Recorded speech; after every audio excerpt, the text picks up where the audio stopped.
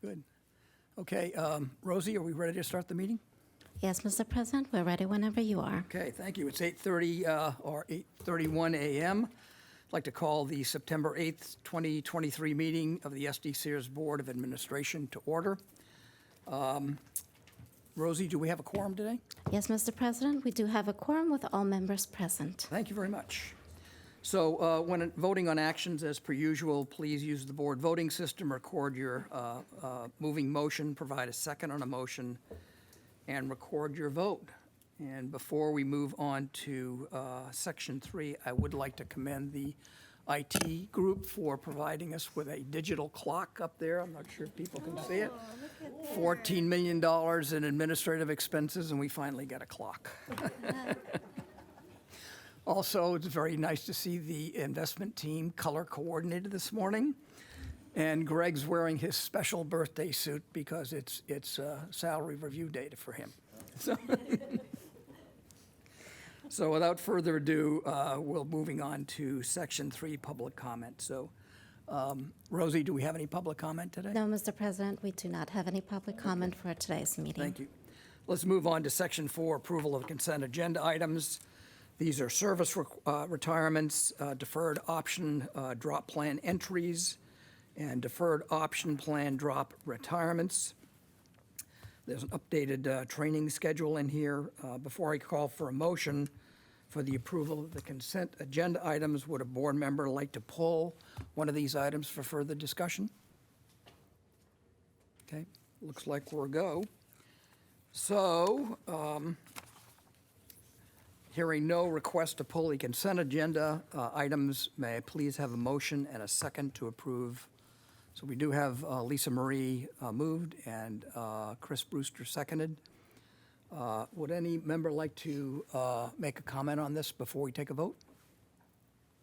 Okay. So we have a motion before the board. So please record your vote. And with all votes in, Mr. President, this motion passes 12-0. Thank you very much, Rosie. Moving on to business operations. We're going to take our business operations out of order slightly and start with our information item, which is the fiduciary training with Harvey Lederman for the Board of Administration. I believe this is going to be introduced by Johnny, so can you please go ahead and introduce Yes, this thank you, topic? Paul. Good morning, board members. Maytak Chin and Harvey Lederman, partners of the law firm Reed Smith, will provide your annual fiduciary education training today. They have been your fiduciary counsel since 2020. Ms. Chin is fiduciary and litigation counsel to several public pension funds. She represents boards of retirements and benefit eligibility determinations and proceedings of constitutional fiduciary duty and statutory issues. She's also a successful litigator representing retirement systems like SDCERS in seminal California public pension cases. Mr. Lederman serves as fiduciary investment and litigation counsel to CalPERS, CalSTRS, New Mexico Public Employees Retirement Association, County Retirement Systems of Alameda, Contra Costa, Fresno, Kern, Los Angeles, Orange, Stanislaus, Santa Barbara. I think everyone. Is that everyone? 2 systems for the city of Los Angeles, San Jose as well. You only see Harvey about twice a year, but Harvey and I talk all the time. We talk about governance issues, anything important that runs across my desk that could trickle and affect you, we talk about. Harvey, you've been a trusted resource to me, and I thank the board for providing that resource to me and management. After about 50 years of practicing law, Mr. Lederman has planned to retire at the end of this calendar year. So I do want to thank you, Harvey, personally for working with me, working with this board, and for working with all public pension communities in general. With that, if you take it over. Thank you, Johnny, and good morning. Yeah, I celebrated my 53rd wedding anniversary yesterday. Oh, congratulations. And my wife says, you know, after 51 years of law practice, I want a piece of you now. So she's going to get it. Thank you. Nice to see everyone here. And Paul, I'm going to try not to feel paranoid that you got the clock just in time for our presentation. Oh, there it is. Okay, we'll try to be. That's the clock you were talking about, or is there, there's another one? Anyway, we're delighted to be here. My partner, Maytak Chin, and I, as Johnny said, we relish the opportunity to spend some time with the board and just chat about what's near and dear to our heart and hopefully yours, which is how you do what you do.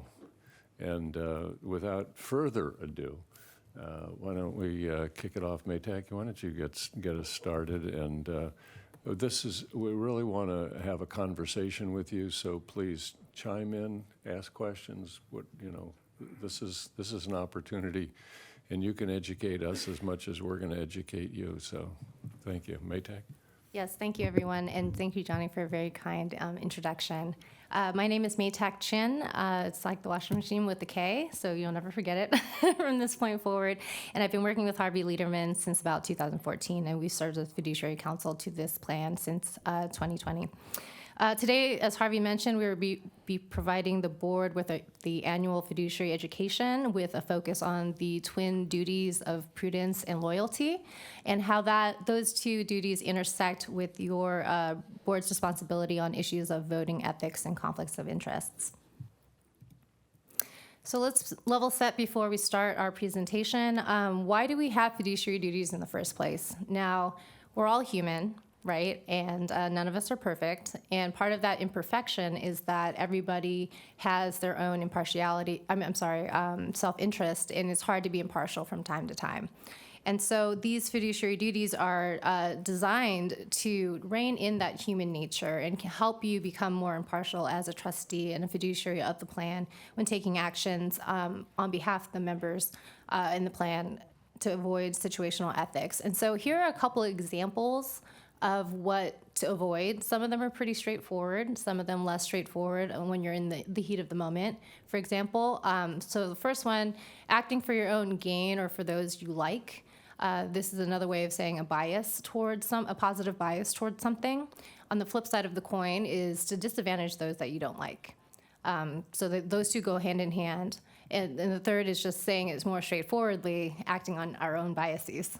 And then this one's a little bit more, I think, real in terms of acting as a board, which is going along with the group to avoid controversy. It's very difficult in deliberations to stand up for something, for example, when there's a consensus going one way or the other. It's difficult. It's a difficult thing to do. However, your duty as fiduciaries here is to be impartial.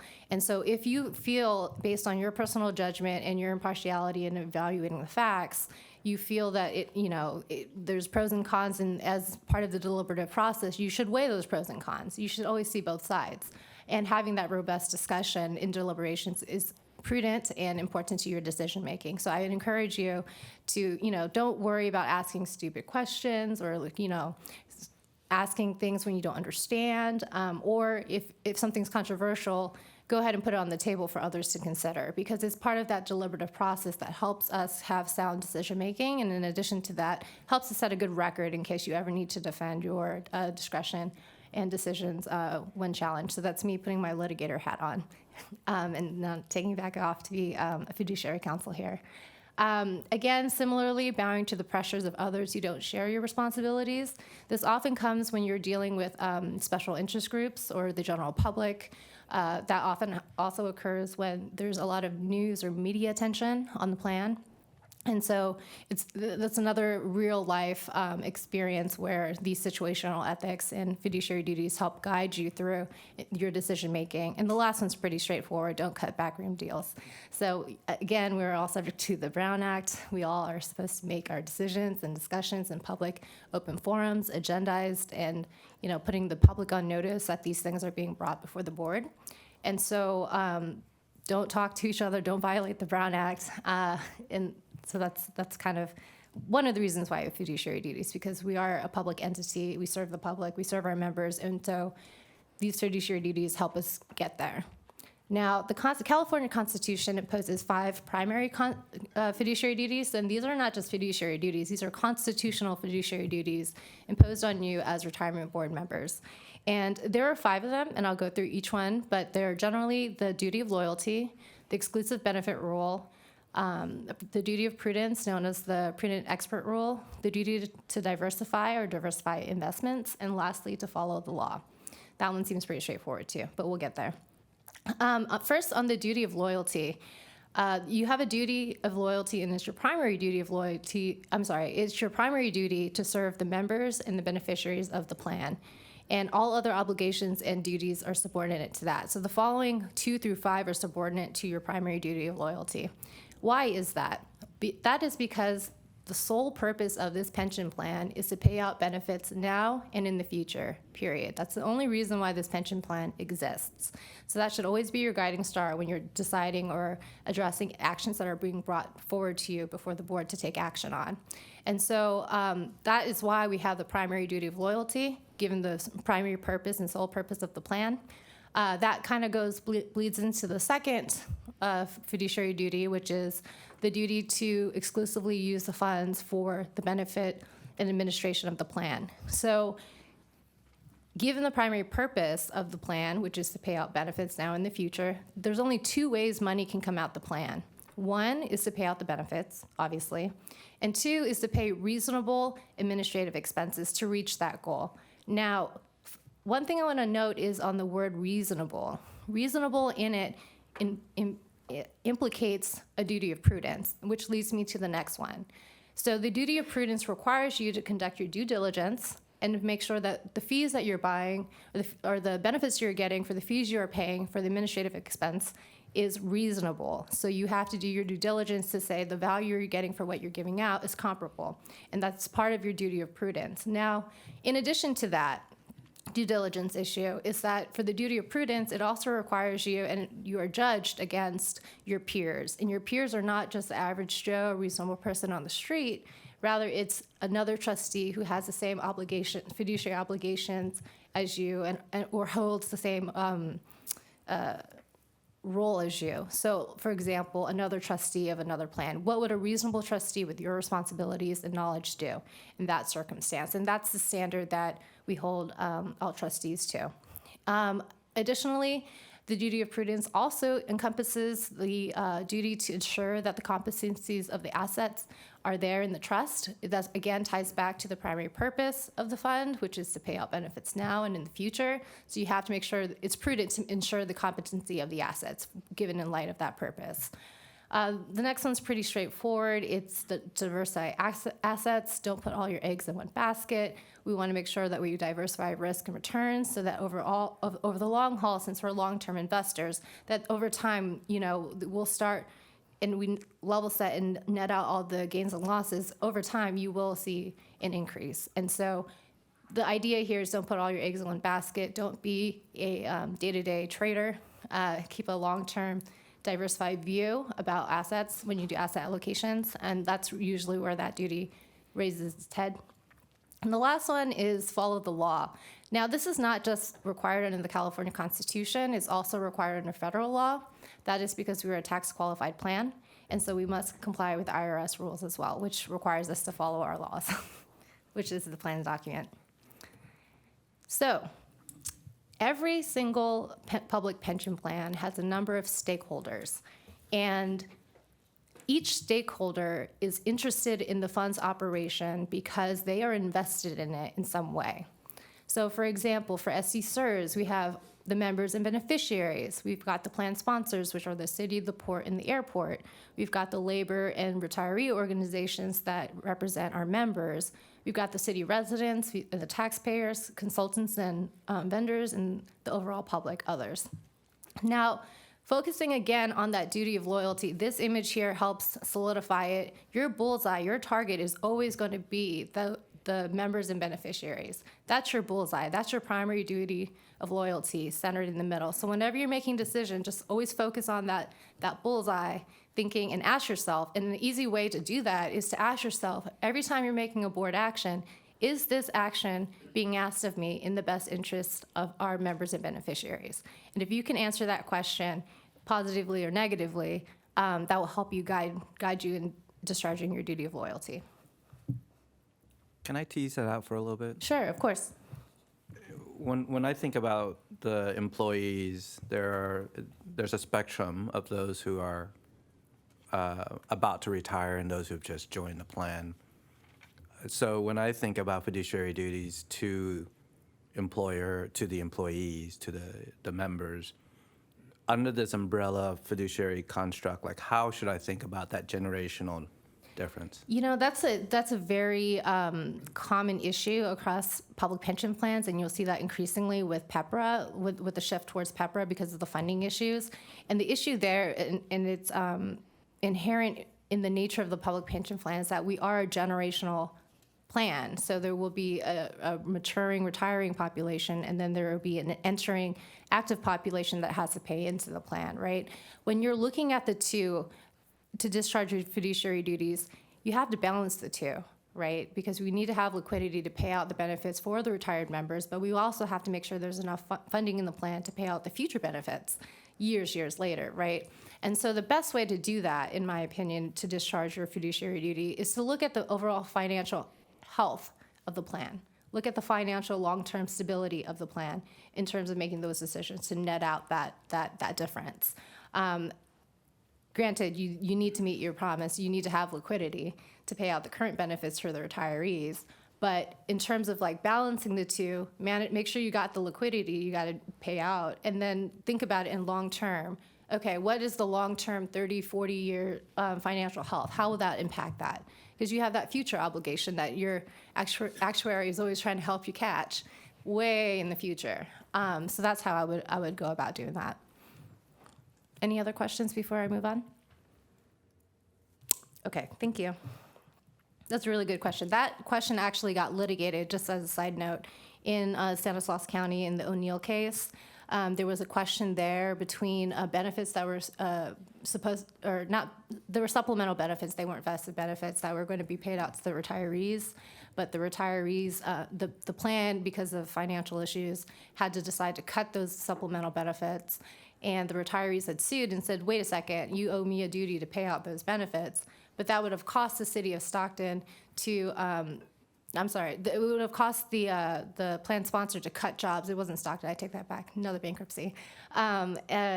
To cut jobs, and then the active members said, hey, wait a second, if you cut my job, that means I'll have less service, the plan will have less funding over long term because it's percentage of payroll.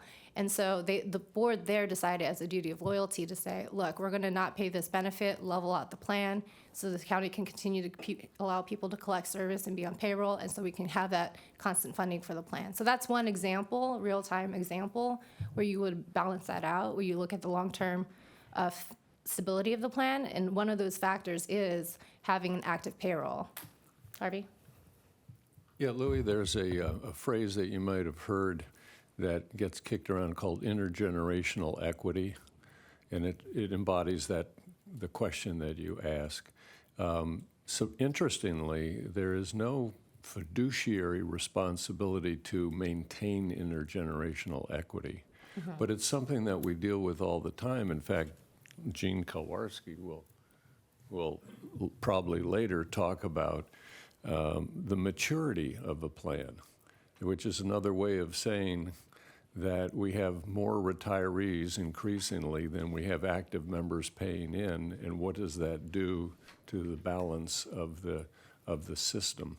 It's something that you and all other public pension funds are going to grapple with more and more and more in the coming years, how to balance the interests of the active members who are paying, and it's a cash flow issue, and it's an equity issue of how to balance, since you have to represent all the members and their beneficiaries, how do you handle that stasis of the interests of current actives and current retirees as they go through the system?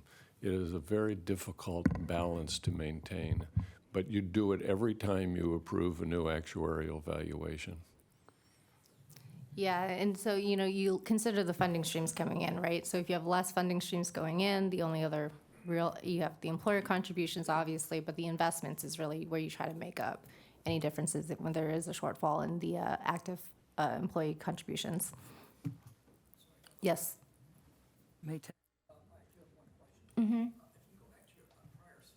Talk about the diversity of investments. Is there anything magical about requiring modern portfolio theory? Because there are other methods to solve this diversification? Well, I will tell you this, I'm not an investment expert, so I can't tell you necessarily whether or not you must, it's a requirement Yeah. for it.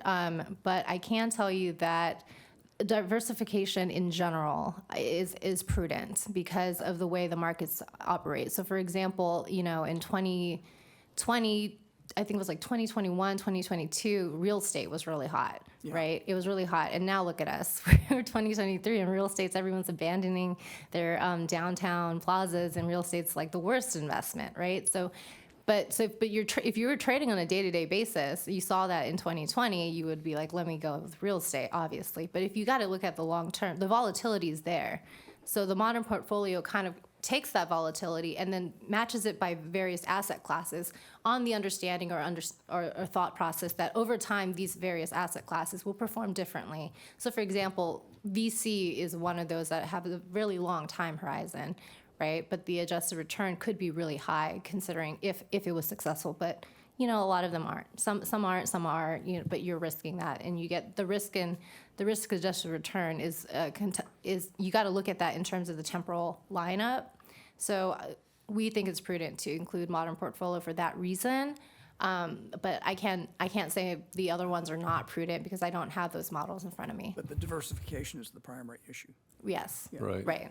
Paul, that was written into the Constitution of the state back in the early 80s, which was in Prop 21, which was the first time that boards like this were allowed to invest in equities. And the legislature was concerned that we would go rogue, that boards would push all their chips into the equity markets. And so this was written in to restrain of over betting in public equities at the time. So what was written in the diversification issue? or modern- Diversification. okay, yeah. So it's written in the Constitution. I mean, the legislature at that time bought modern portfolio theory and said, this is how we want our pension funds to invest. We don't want them overweighting, and like I say, pushing all your chips in the equity markets. Before that, it was, these pension funds were clipping all bonds, coupons. yeah, I mean, yeah. it was a bond portfolio that the city and county treasurers maintained. So it's only been 40 years that these boards have been allowed to even invest in equities. But this was a break on going overboard in equities. And so that it's written into the Constitution, and we have to deal with it. So there are other theories, of course, on how to invest and how to invest prudently. But the legislature said, as far as you're concerned, you've got to diversify. Okay.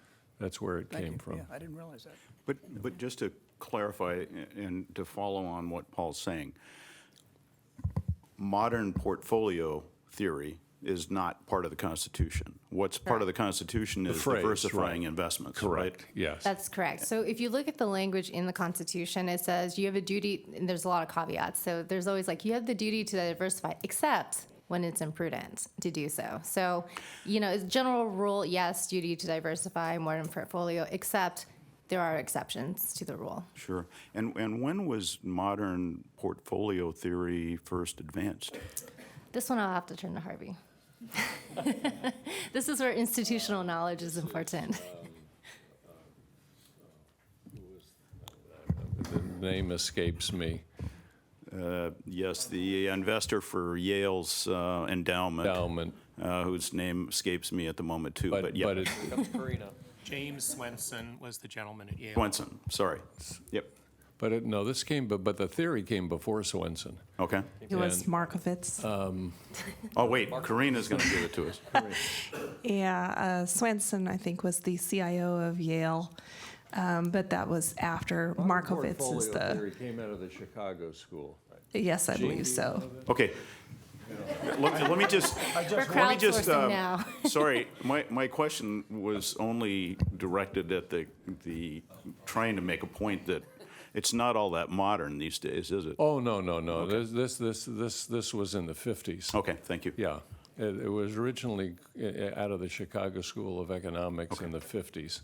And the name of the guru Right. Starts with an S, and I can't remember it, but I'll. So just following on what Paul's point, or I think what his point was, is that you said AKA modern portfolio theory, but realistically, it's not a particular theory you have to follow. It's just that you need to diversify. That's correct. Thank you.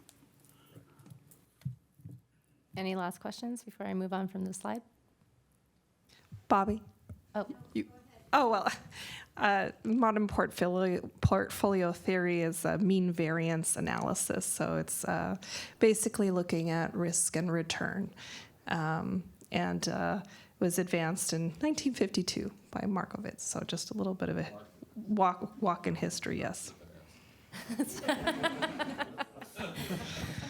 well, I appreciate the crowdsourcing here of finally getting to that answer.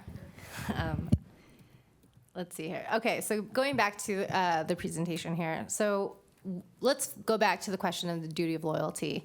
This slide is a quote from the U.S. Supreme Court on the duty of loyalty, and what is here to illustrate is that it doesn't matter how you got on the board. Once you're on the board, you're an impartial fiduciary. You take off whatever hat you had before.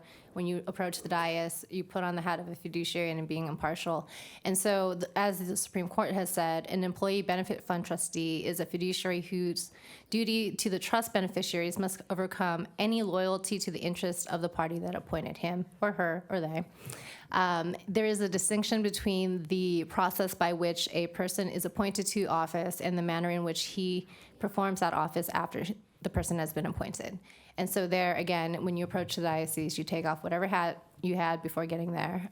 Granted, it can inform your perspective, and I think, for example, if you're a taxpayer or if you're a member of the union, you should inform the membership or the board, your fellow board members about the impacts or conversations you've had. That's totally fair game. I'm not saying don't bring that conversation and perspectives to the board meeting, but when you're acting as a board member and making decisions, you have to take off that hat and act impartially, thinking about the membership as a whole. So what does it mean to be loyal? For some of those who have seen me do this presentation before, I will tell you this is not Congress. You do not serve in a representative capacity. You serve here as an interested board. Again, you bring your perspectives to the board to help inform the board in their decision making. One thing to note is that your membership is the entire membership of the beneficiaries. And that goes to Trustee Nguyen's point of that, how do you balance the two? Right, that's one of the hardest issues for the duty of loyalty, when you have to balance these two competing interests: the retirees' interest for liquidity and the long-term financial, or the job security, for example, for the individual who's an active employee. That's one of the most difficult times when the duty of loyalty shows up, when you have a constituency of one in an intergenerational trust. Another point to make that we'll go further into and Harvey will take on is that. One way to implement your duty of loyalty or discharge those duties is to avoid conflicts of interest personally and for others. So don't try to make a decision that serves the interests of others. Don't try to make a decision that gives you a personal financial gain, accept gifts that can influence your decision. And if you feel like there's any sort of conflict or a appearance of a conflict even, it's your duty to disclose that, raise it with legal counsel, raise it with the plan, so that we could determine whether or not this is a sufficient conflict that requires recusal. Because here's the thing, you all owe a duty to each other here too, and I'll explain why. So this is a diverse board that brings multiple perspectives, and you all have to speak with one voice. Now, who knows what this symbol is on the slide? Anyone? What is the symbol? That's right. It's a little history class.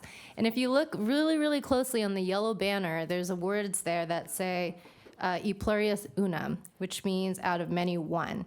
And so the similar concept applies to a board here where you act collectively. You have many different voices, but when you take board action, there's only one voice. There's that one action that's taken. And so because the board is comprised of very many different trustees here, it's important that you trust each other to disclose and recuse if you need to, because one conflicted vote can taint the entire action. And so that's why I was saying that you have a duty to each other to trust that everyone else on the board is following their fiduciary duty of loyalty, is following their duty to address conflicts of interest and ethics. And if you ever hear of anything like that that seems not right, you should definitely raise it with legal, just so that there's a disclosure that we can further assess. And so, when in doubt, always disclose, check with legal, and recuse as necessary. And with that, I am turning it over to Harvey. Goodness, yeah, I want to go back to go forward. If there's any message that we can deliver to you today, it centers around the word trust. It really does. All of these rules have to do with the trust that has been put upon your shoulders to earn. And this collective decision-making is part of it.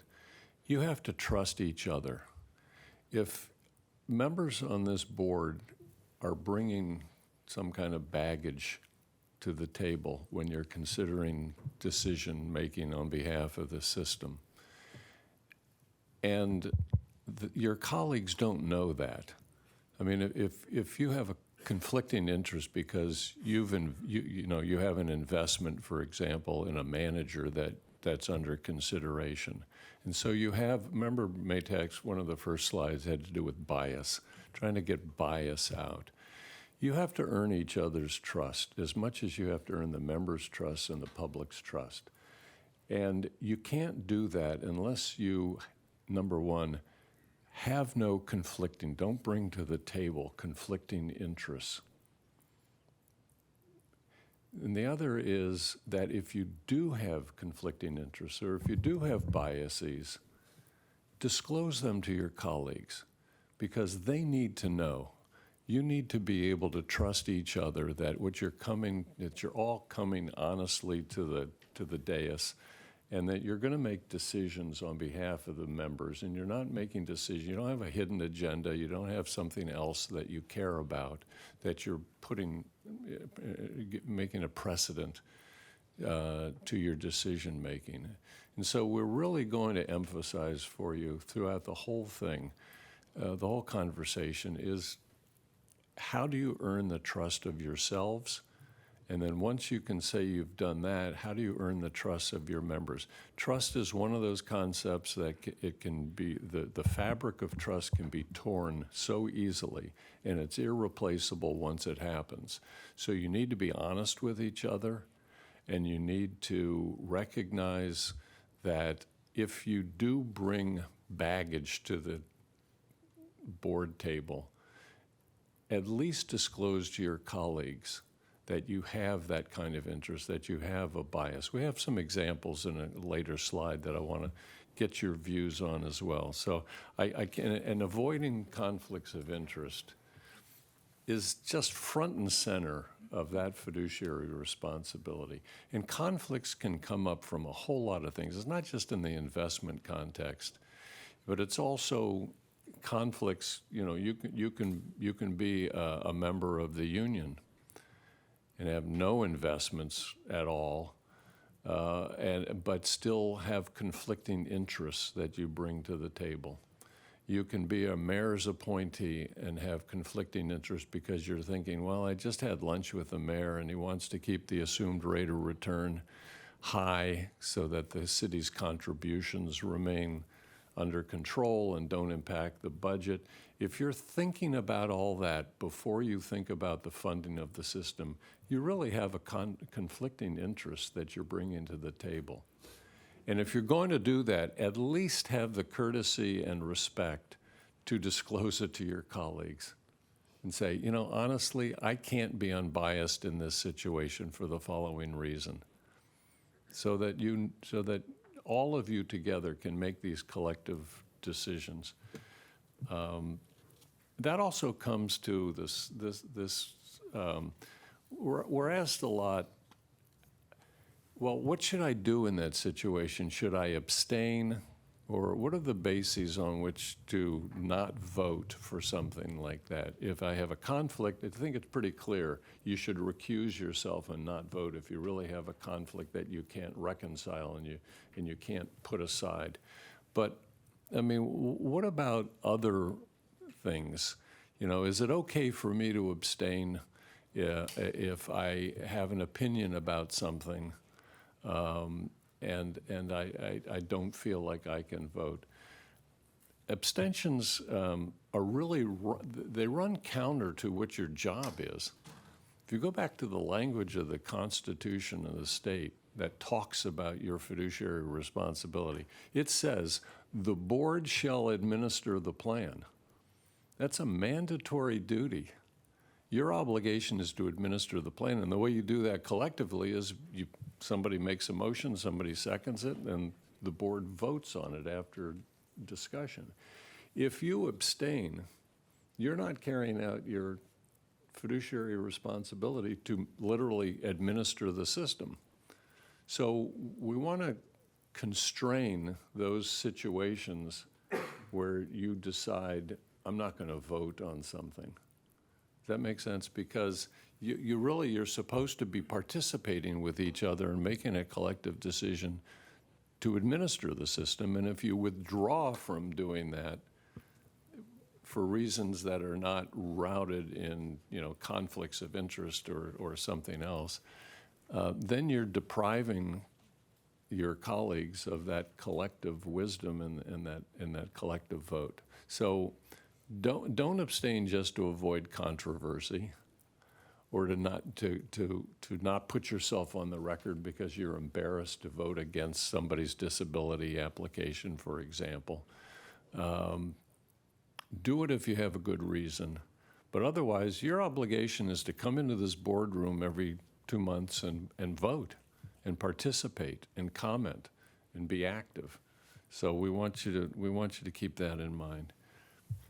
I just have a question about that because, again, I think it goes to what Maytag was saying about we bring perspectives to the table. Right. When does it cross over your perspective into being a conflict? So is this on? If I could take that. So if you feel like your decision is not rooted in material facts, for example, I think that would be a bias. If it's something, for example, let me give you an example here. So let's say it's environmental ESG investing, right? Say that you're a huge environmentalist, but the data doesn't support it. That would be a situation where you have a bias that's not supported by facts. Let me give you another example. Someone who has a disability application that says, I've got a back injury, and you're within the same bargaining unit or you work with this person. But the facts in the disability application show this person improved since they've applied for their benefits, so they're not permanently incapacitated. That would be a decision, and you wanted to vote to grant it. So that would be a decision where it's divorced from rational facts that are where you're lacking impartiality. So that's those are examples I could give you. I'm not saying, so those perspectives help inform and interpret those facts, but you can't make baseless decisions. Let's take a look at a few. I'm glad you raised it because you keyed us in. Can I just back to the abstain over here? Ah, there's the So when a trustee abstain, is that trustee obligated to provide a reason why? And is it appropriate for other trustees to ask why they abstain? I would say yes. I You would think say yes. If you're going to abstain, again, I believe that you owe the courtesy to your colleagues to explain why you're not participating. Now, sometimes it's going to be obvious, and some of our examples are obvious, but you owe it to each other to explain why you are not participating as a board member in that vote. And it would be appropriate for other trustees to ask, I believe can you give so. a reason why Yes. you abstain? Yes. Thank you. And here I'm not talking law. I'm talking respect. Those are different concepts. Yeah. So let's take a look at a couple of, and let's say, Natasha, what do you think about this one? trustee didn't have time to read last month's board minutes, comes up to vote to approve the minutes. Should that person abstain? Or should they vote? It's good point. And if they weren't at the meeting and didn't read the minutes, are they carrying out their fiduciary responsibility? If you weren't at the meeting, how can you opine on the minutes? You can ask a lot of questions. With respect, I would think you'd have to Yeah. decline to vote if you weren't present. Because, I mean, you don't want to waste. Right. Let's But go. the question on this is about the minutes. It's not about the meeting. In other words, Right. The question is when you're asked to vote on the minutes, you're asked to vote as to whether the minutes correctly reflect what occurred at the meeting. If you haven't read the minutes, it's impossible to vote intelligently on whether, in fact, the minutes accurately reflect what took Right. place at the meeting. Greg, do you tape the meetings? We do, Are the tapes available to the board? upon request. So there's a possible No, I'm not saying, yeah, but that was a different question. What Cliff was saying was if you weren't at the meeting, and I think what you're getting at is even if you weren't at the meeting, you could watch the tape, and then you could look at the minutes and say, that's accurate. The point I was trying to make is the question is, did you read the minutes and do they correctly reflect what took place at the meeting? Right. If you didn't read the minutes, you can't intelligently vote. That's all I'm Absolutely. saying. Yeah, absolutely. Correct. Let's take this next one. Okay, Paul's got a question. On that observation, Chris, if you didn't attend the meeting and you vote to accept the minutes, you're on the hook for those notes. Yeah. So you've abdicated, or not abdicated, but you're accepting that those minutes are correct and you're on the hook for the results. I'd just like to go on record, say we don't vote on the minutes here at SDCERS. So, For that reason.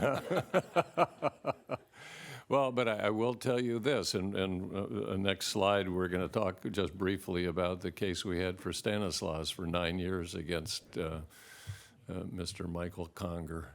And it became very important whether the minutes in trial, it became very important whether the minutes accurately reflected what took place at the board meeting. So minutes are not just something to toss away. They're critical. How about this? We've got a trustee. Louis, you want to answer this one? How about you take a comment on this one? Trustee served in the same safety squad as a disability applicant. Knew that individual. Should that trustee recuse themselves? If the trustee feels they are able to be impartial, then they should not recuse. They should not recuse or abstain from the vote. Can we hire you to write our next slides? Absolutely. That's a perfect answer. You have to search your own conscience. Can you be unbiased? I in had this making come this up in my very first meeting. Did you? Thankfully, we had Johnny, and he walked me through it and basically explained that very thing. If you have the ability to be impartial, then you vote. If you can't be impartial, you don't. Good job, Johnny. In either case, under either scenario, would it be best practice to disclose in advance that you're in the unit, for example? There's no harm of disclosure. Is it recommended? Well, So I ask about best practice. Well, I would say yes, and I tell you why. Because somebody else on your board is going to be thinking, oh, Louis is, I know how he's going to vote. He knows this guy. So it would be good to clear the air. I think also for the Say, public. I know this guy. For the but public. I know nothing about, and I'm taking his disability application at face value. I've read et cetera. Yeah, disclosure in that situation would be useful. Again, put yourself in the shoes of what would you like to know about your fellow board members before the vote takes place? and how they feel about these things. Because a lot of times, board members don't say anything, they just vote. Let's try another one. Who wants this one? Tom? Trustee's neighbor owns an investment data business that's being considered by the investment staff. Yeah, disclosure at the beginning, maybe. have Disqualify? Would you No. recuse yourself? Probably not, just disclosure, have some additional conversation, depending on the facts or what the investment's going to look like. But you don't feel like you'd have to abstain simply because you know the neighbor? I don't believe so. How about if they took you to dinner the night before? Disclosure, Yeah, maybe disclosure, maybe disqualify yourself at that point. If you've accepted, you hear somebody under consideration by staff for a contract, and you've accepted something of value from them, you might want to think about whether or not, at least disclose it, but you might want to think, maybe the perception of bias is as important here as, if I read about this above the fold in the Tribune, what would I think about if I saw that the Water Commission, for example, took a vote on something like that? How would I feel if I read about it the next day in the Tribune? Can I play that out for a second? So he disclosed to us, and he says, but I feel like I can be impartial and I can vote. Mm-hmm. Would it be appropriate for me to say, I would like for you to abstain? That would be fine. Among the authority that you have not been granted is the ability to take action against your colleagues on the board. Now, there's some actions, and there's a history in San Diego County of them trying to take action against board members. You don't have the authority to do anything other than maybe censure or take somebody off a committee if you think they're not acting appropriately. But there's nothing better than the bully pulpit to call somebody out and say, hey, you know what, that doesn't sound right to me. Yeah, Harvey, for me, I would like to be able to, I would probably abstain, and I would like to have, in advance, have told my neighbor, especially if they're next door, that I'm not going to be voting on this. That way they know there's no influence. Yeah, Because you live right next to this person. right. So that would be my position. What if we change the fact and it's the trustee who owns the data business being considered by investment staff? Bobby, what do you think? Very good. Yeah. I mean, with this fact situation, you can't enter into a contract as a board with that company at all. What about this one? And this has come up. I've had this in other boards. People from the day said, I think everybody who drives a bus and tries to go out on a back, they're overweight and they go out on back injuries. So I'm not voting for anybody like that. Paul, what do you think?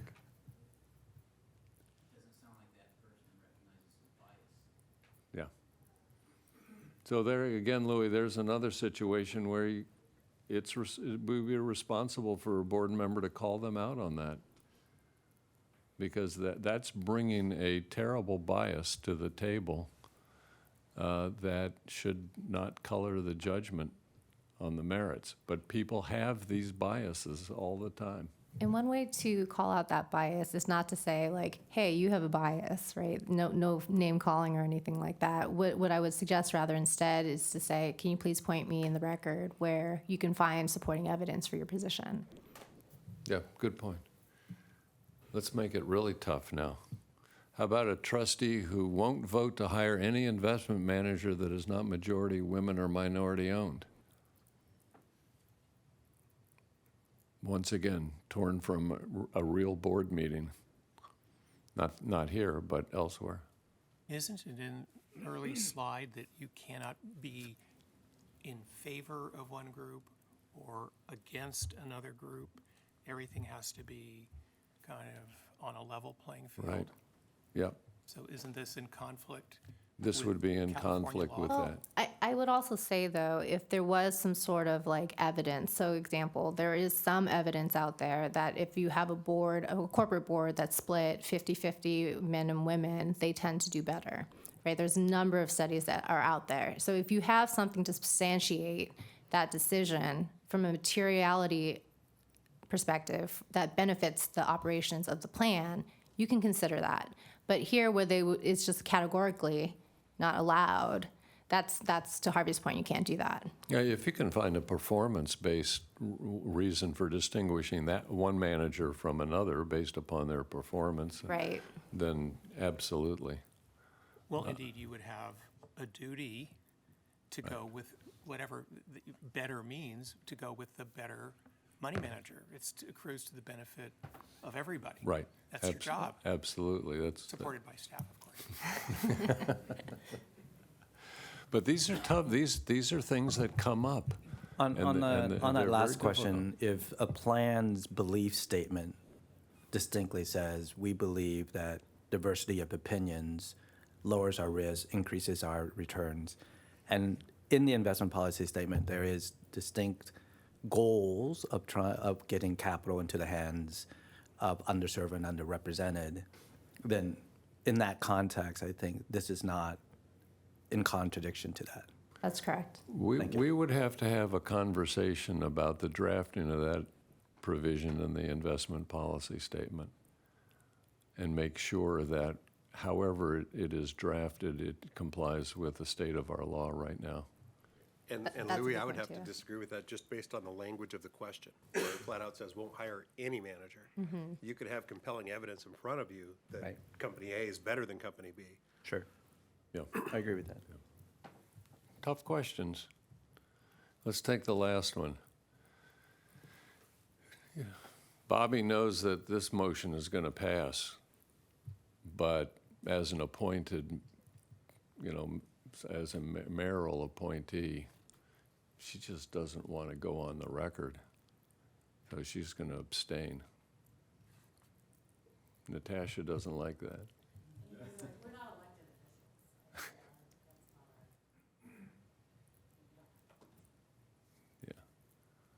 This happens quite a bit. People will sit on their hands or not quite make it to the Zoom meeting, be off camera and not be counted, because they don't want to go on record as having a particular position, because they think it'll be impacted by something else.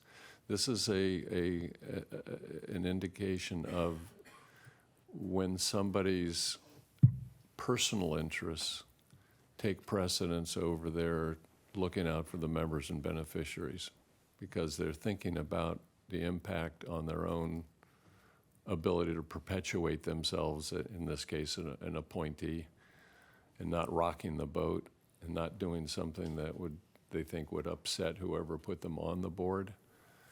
We have to watch out for that kind of behavior. I don't want to spend too much time on this prudence issue, but we can learn as fiduciaries from some cases where people have alleged that there was a breach of fiduciary duty. Blessedly, there are not that many cases percolating out there right now. You have a couple here, I think. But we had the case in Stanislaus County during the Great Recession, when the board was faced with a plan sponsor that could have gone bankrupt. The housing crisis just hit the Central Valley terribly. Real estate tax revenues plummeted. There was a big squeeze. There were a lot of layoffs by the plan sponsor. At the same time, the actuary discovered that the previous actuary had underfunded the system grotesquely. And so the funded status of the plan plummeted in the space of 2 years, 2007, 2008. And the board was faced with what to do in that situation. And it took us 3 trips to the Court of Appeals to get the board exonerated and I get a trial decision that was upheld in the Court of Appeals that they did not breach their fiduciary duty by taking into account the plan sponsor's ability to pay and balancing things out, taking a longer-term view and not hitting and saving jobs. We were able to do that because the board did all of these things in exercising their discretion in making decisions at the time. They got expert advice from actuaries and counsel, consultants. They did everything above board. There were no backdoor deals being cut. They did everything in public. They invited every stakeholder, everybody on that target who had an interest, taxpayers, the public, unions, plan sponsors. Everybody came to the table in public and contributed to the gathering of intelligence by the board. And ultimately, decisions were made that helped the plan sponsor get out of the hole, but kept the funding status of the plan. 3 years later, the plan was back on solid footing. The county was back on solid footing.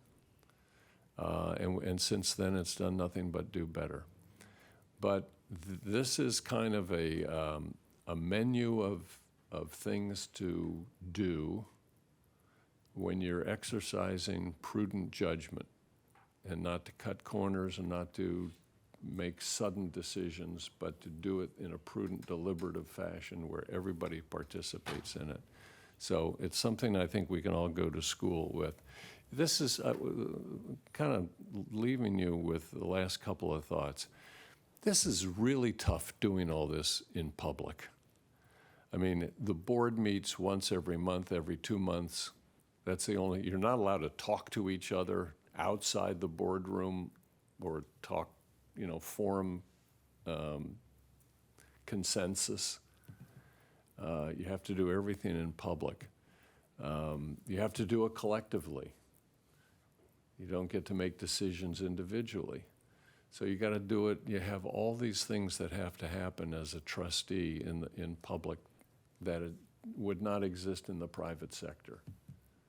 And so it's a very difficult thing to do. You've got to delegate to wise people a lot of the decision-making that has to go on, and then you have to monitor them.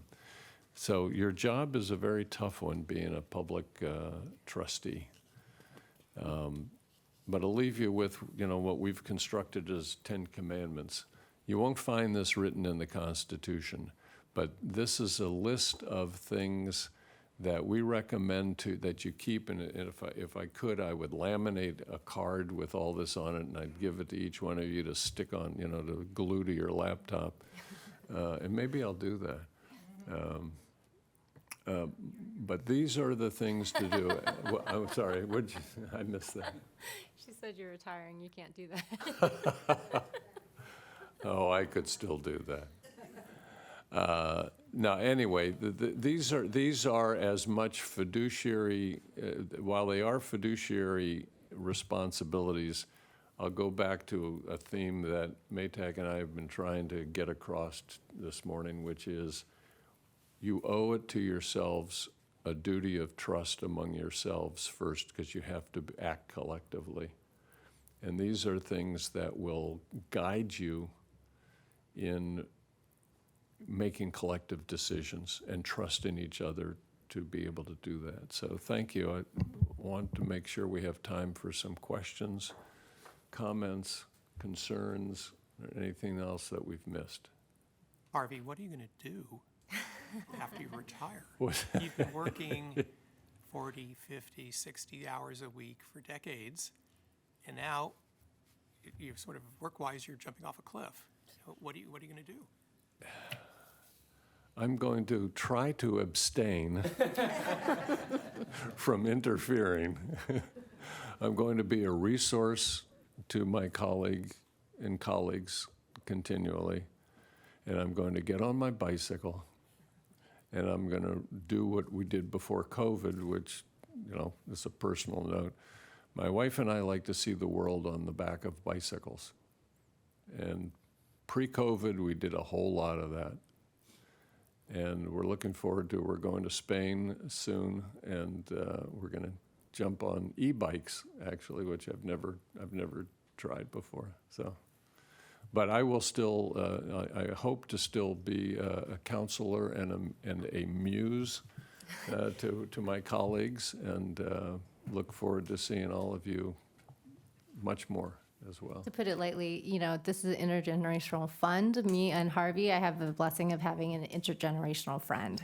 So he will be around and we will still be friends. And Cliff, can I just say, you're making retirement sound so bad. I don't know.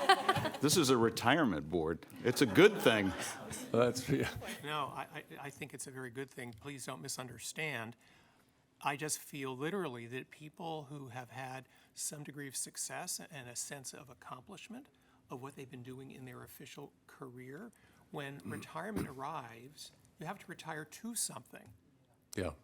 You've been contributing, you've been thinking, you've been engaged. I mean, there are all these verbs that apply, and you just don't stop being interested or thinking or active. So you have to retire to something. I need to attend a retiree association meeting and ask people, so what do you do? I told him he could be a trustee. What do you do? You can be a trustee. Yeah, well, thank you. Thank you, and it's been a pleasure working with you, and I hope to continue seeing everybody. Greg, I think we're at wind up. Unless there are further questions, we'll let you move on to the rest of the agenda. But thank you for the opportunity to be with you today. Man, they give you the hard questions at the end. Harvey and Maytech, I'd like to express our appreciation for your coming today. That was a very nice presentation. Thank you. Thank you. And Thanks, Paul. we'll miss you. Okay, are there any other questions from the board? I think we're fine. Okay, so let's move on to business operations action item. Before we get into this, Gene, I'm going to see if anybody would like to take a quick bio break here, because I think this is going to be an important discussion. Should we take a bio break for 10 minutes? Okay, let's go do that. Let's be back here, sorry, Gene, in about 10 or 15 minutes. Call it quarter of. Probably will.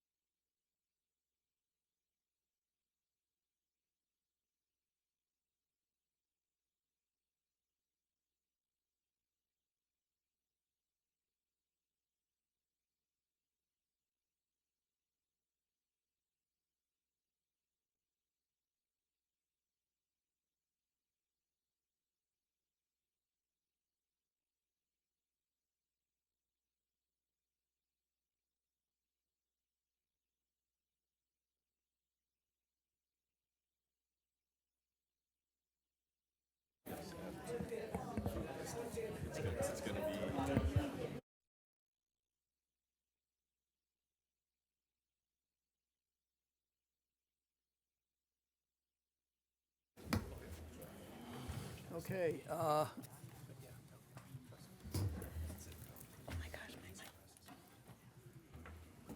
Lou, you all set? Great. Thank you very much. I think we're going to move back into session here. Rosie, I assume we're all set, ready to go? Yes, we Okay. certainly are, Mr. Thank you. President. We'll now move on to business operations action item, which is the actuary's recommendation to update the economic and demographic assumptions based on the 2023 actuarial experience study. I believe, Marcel, this is, you're going to introduce this one? I am. Thank Okay. you very much, Paul. Go ahead. So we have before us today the actuarial experience study. As you may recall, we have a board rule that requires that at least once every 3 years, we examine all of our economic and demographic assumptions to make sure that they're still appropriate and determine if there are any tweaks necessary. While that board rule states that we have to do it at least once every 3 years, it also gives the board discretion to bring it up at any time if they so choose to. And this is a fairly new change. We, for the longest time, did every 5 years. However, during some of the more tumultuous times, we were doing economic annually, demographic every 5 years. And we recently changed them all to every 3 years. So we have before us today our actuaries, Jean Kalwarski and Alice Alsberg, who have been with us for over 20 years. Lots of history with our organization, lots of seeing what's happened over the years and helping steer us to be a stronger organization. And they will present this year's triennial experience study. Thank you. And it's been 19. Good morning. So we will get And into it feels like 20. No, it actually feels like 30. So we're going to cover the economic assumptions, we're also an administrative expense review, demographic, and then we'll show you the cost impact. At the very end, we're going to talk briefly about this amortization that we talked about last July, which we'll pick up on that again. And then we're not going to take you through the 30, 40 pages of the appendix, but it's there for a background. So the specific economic assumptions we'll be talking about are the discount rate, price inflation, wage inflation, and cost of living increases. The difference between wage inflation and price inflation is just productivity gains. And then we'll get into all the people assumptions: mortality, retirement, termination, disability, merit increases for salaries, and miscellaneous things like family composition. Now, even though this is a 3-year study, we're actually going to be reflecting experience from all the way back to July 1st, 2015, and the reason being, if we only focus on the 3-year study, it's primarily the COVID years, and COVID had an impact on some of the particularly demographic assumptions, and we want to see the COVID experience in context of what happened prior. So before we get into each of the assumptions, we'd like to look at how well have the assumptions operated in the past. And this chart for the city is showing how the unfunded liability changed since 2008.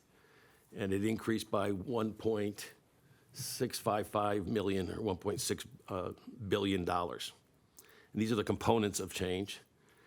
And you can see the largest components are previous assumption changes. The economic assumption changes resulted in today's unfunded liability being $824 million higher, and the demographic, and I think that's primarily mortality and some salary, was $859. How good the assumptions were over the past, since 2008, are reflected in the dark blue and the green. So we've had liability losses of about $557 million, and that's why now we had to increase the demographic assumptions. And then the investment experience, largely driven by the Great Recession, increased liabilities by $323. And obviously contributions decreased the unfunded liability. You pretty much have the same pattern for the UPD, Unified Port District, and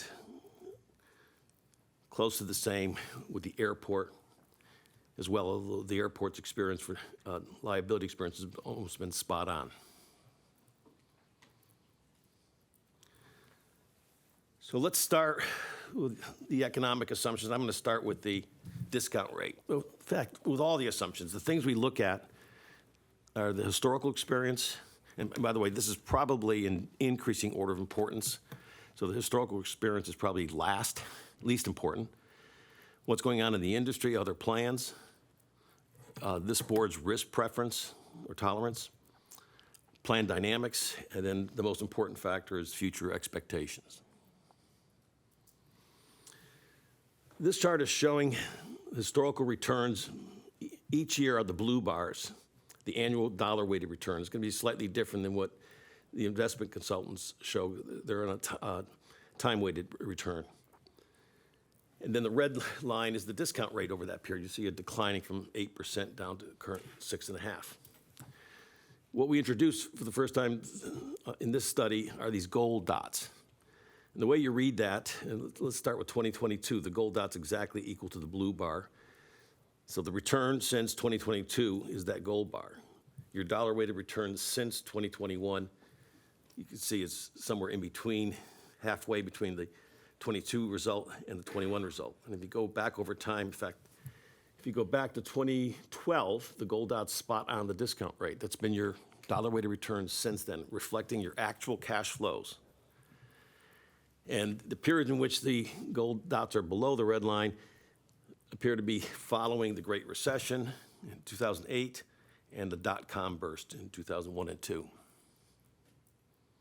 But again, I mentioned this is probably the least important factor. It's like you don't drive a car by looking in the rearview mirror. Industry trends, what are your peers doing? These are the percentiles from the Boston College database of 200 plus public sector pension funds. And the gold dot is where SDCERS is. And back in 2001, you were pretty much in the middle of where other public sector plans were.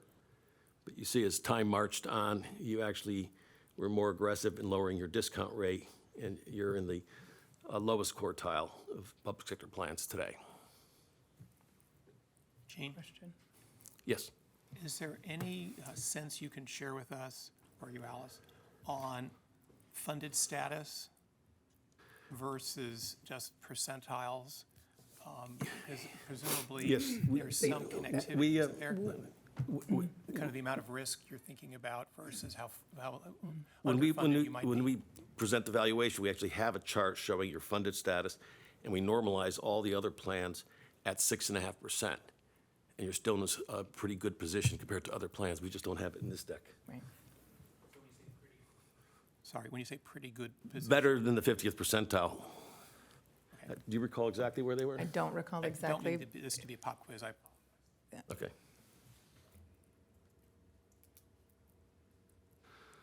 The board's risk preference. This is just a sample from another investment consultant, Callan, that was showing another client of ours.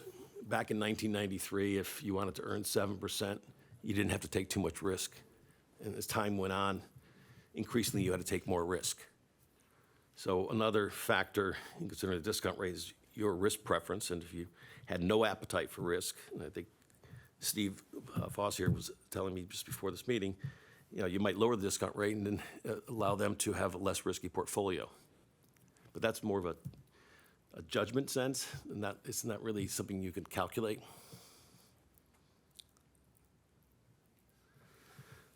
Plan dynamics.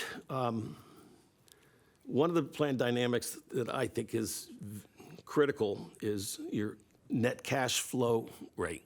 That's your benefits less contributions. How much outflow do you have before you consider investments? And the lower your net cash flow, the less vulnerable you are to investment volatility. If you can imagine if you had severe outflow and you had a bad year, you lost the return and the money's out the door paid to benefits, there's less principal left to reinvest to catch up. You stand in a pretty good position. You're in the upper, just about in the upper 25th percentile. That's good news. You don't want to be down at the low in this chart.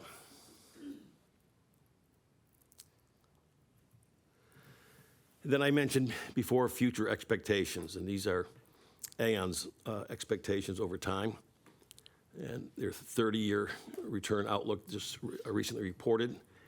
And you could see that, well, the red line is your standard deviation or risk, but you could see that the discount rate, the blue line, is pretty much hovering around the gold line. And imagine Steve has explained to you, the uptick that you had in 2023.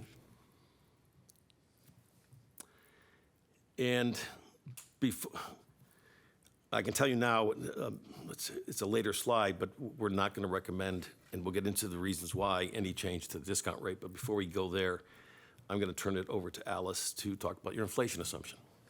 Great, thanks, Gene. So similar to the discount rate assumption, when we review the inflation assumption, we take a look at similar factors that are necessary to consider. And the inflation assumption impacts three assumptions: the price inflation, wage inflation, and cost of living adjustments. So the price inflation assumption, that's used specifically for projecting administrative expenses. So we set the assumption and then project forward that administrative assumption increase year over year based on price inflation. And then also the port and the airport for their PEPRA tiers. The PEPRA tiers have a compensation limit that goes into their benefit calculation. So the projected rate of growth of that PEPRA compensation limit is tied directly to price inflation. After price inflation, we have the wage inflation assumption. The wage inflation assumption takes that price inflation plus an element for productivity or real wage growth for that complete wage inflation assumption. That does not include the merit increases. And the merit increases are the step increases for longevity and merit increases that occur throughout the careers of the employees that are in the system. And third, the wage inflation assumption is also used for the total payroll growth assumption, which is tied to the amortization of the UAL. So the UAL portions that are amortized on a level percent of pay, those payments increase at the same rate as the wage inflation assumption. And third, we have the cost of living adjustments, those COLAs. And the COLA assumption is directly reflected in the benefits. There is a maximum COLA per the plan of 2% on those cost of living adjustments. So the three inflation assumptions. Currently, price inflation and wage inflation are set equal at 3.05%. So price inflation equals wage inflation, your current assumption at 3.05. And then the cost of living adjustments, the assumption sits at 1.9%. And 1.9% at the time it was first established was reasonable based on the inflation at the time. But now with the COLA banks accumulating and having that maximum COLA of 2%, you'll see later in a coming slide that we propose increasing that cost of living assumption from the 1.9% to the 2%, given the banks that are there. Alice, quick question, wage inflation. Yes. Over the last couple of years, there's been substantial wage inflation, police through the For the city tiers, yes. Much more than 3%. Yes. How is that reflected in your assessments here? That's an excellent question. So when we look at the wage inflation assumption, it's very much tied to price inflation plus a productivity, and that productivity element is also tied to forecasted trends on how those wages grow with inflation and then the additional component for productivity. Separate from that are the merit increases, and those merit increases, they do sit, the results of our merit study sit in the appendix of this presentation, but we'll see that in aggregate, the salary increases have been well north of the 3.05%. But we also need to take into consideration and remind, because it's part of the assumptions, there was a period of assumed freeze on those pays as well. And so because of that 6-year period of assumed freeze, that's playing into what's happening now. I just want to add one thing. When there are negotiated large pay increases, we get that from staff, and we plug that into our valuation. So when we do evaluation, if Marcel tells us there's 6 or 8% pay increases negotiated, So you're looking at real-time information, but it may be smoothed out because of the time frame you're looking at. Yes, but we do not take the one-off negotiated pay increase that's happening in 1 year and say, oh, we assume that 6%, 7% is going to happen in perpetuity, and therefore we separate that from the wage inflation assumption.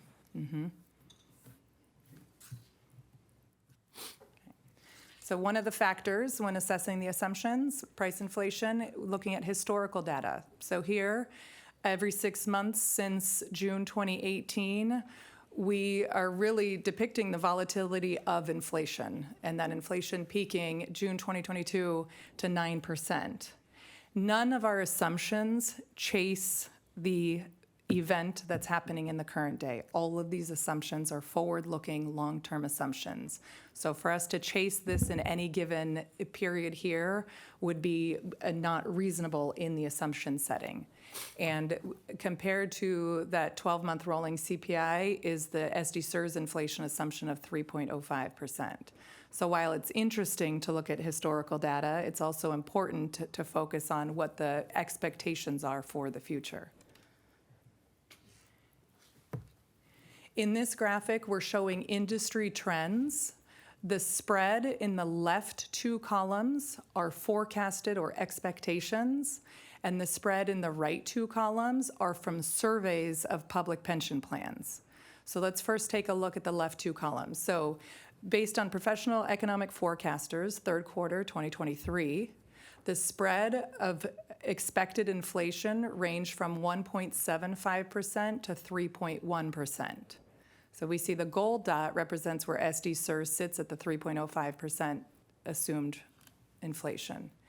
The next column, Horizon survey. So Horizon aggregates the investment consultants for pension plans across the country and takes a look at the investment consultants' projections for inflation. In this case, that spread is tighter from 2.2 to 2.8%. And then in the next 2 columns, we take a look in comparison to other public pension plans. So the third column is nationally, and the fourth column is within California. So we see that nationally, SDCERS sits still in the top quartile there at the 3.05%, and within California at the top at 3.05%. But given the circumstances related to inflation as currently and for projections, we do not recommend any change. We recommend a slight change to the inflation assumption, meaning bringing that inflation to 3% with a productivity element of 25 basis points. I'll show in this next slide. In the top graphic, we're showing a distribution of 39 California public pension plan systems of their price inflation assumptions. This is from 2022. And in the bottom, the wage inflation assumption. So SDCERS sits at the highest end of that price inflation assumption of 3.05%, but not in terms of wage inflation when we're looking at the bottom graphic, where we sit compared to the peers in California pension systems. But what is shown in looking at these 2 graphics together is the element of productivity in that assumption. And so historically, SDCERS had kept the price inflation and wage inflation linked with a 0% assumed productivity. We are proposing separating those, going with a 3% price inflation assumption and 25 basis points for that productivity for a wage inflation assumption of 3.25%.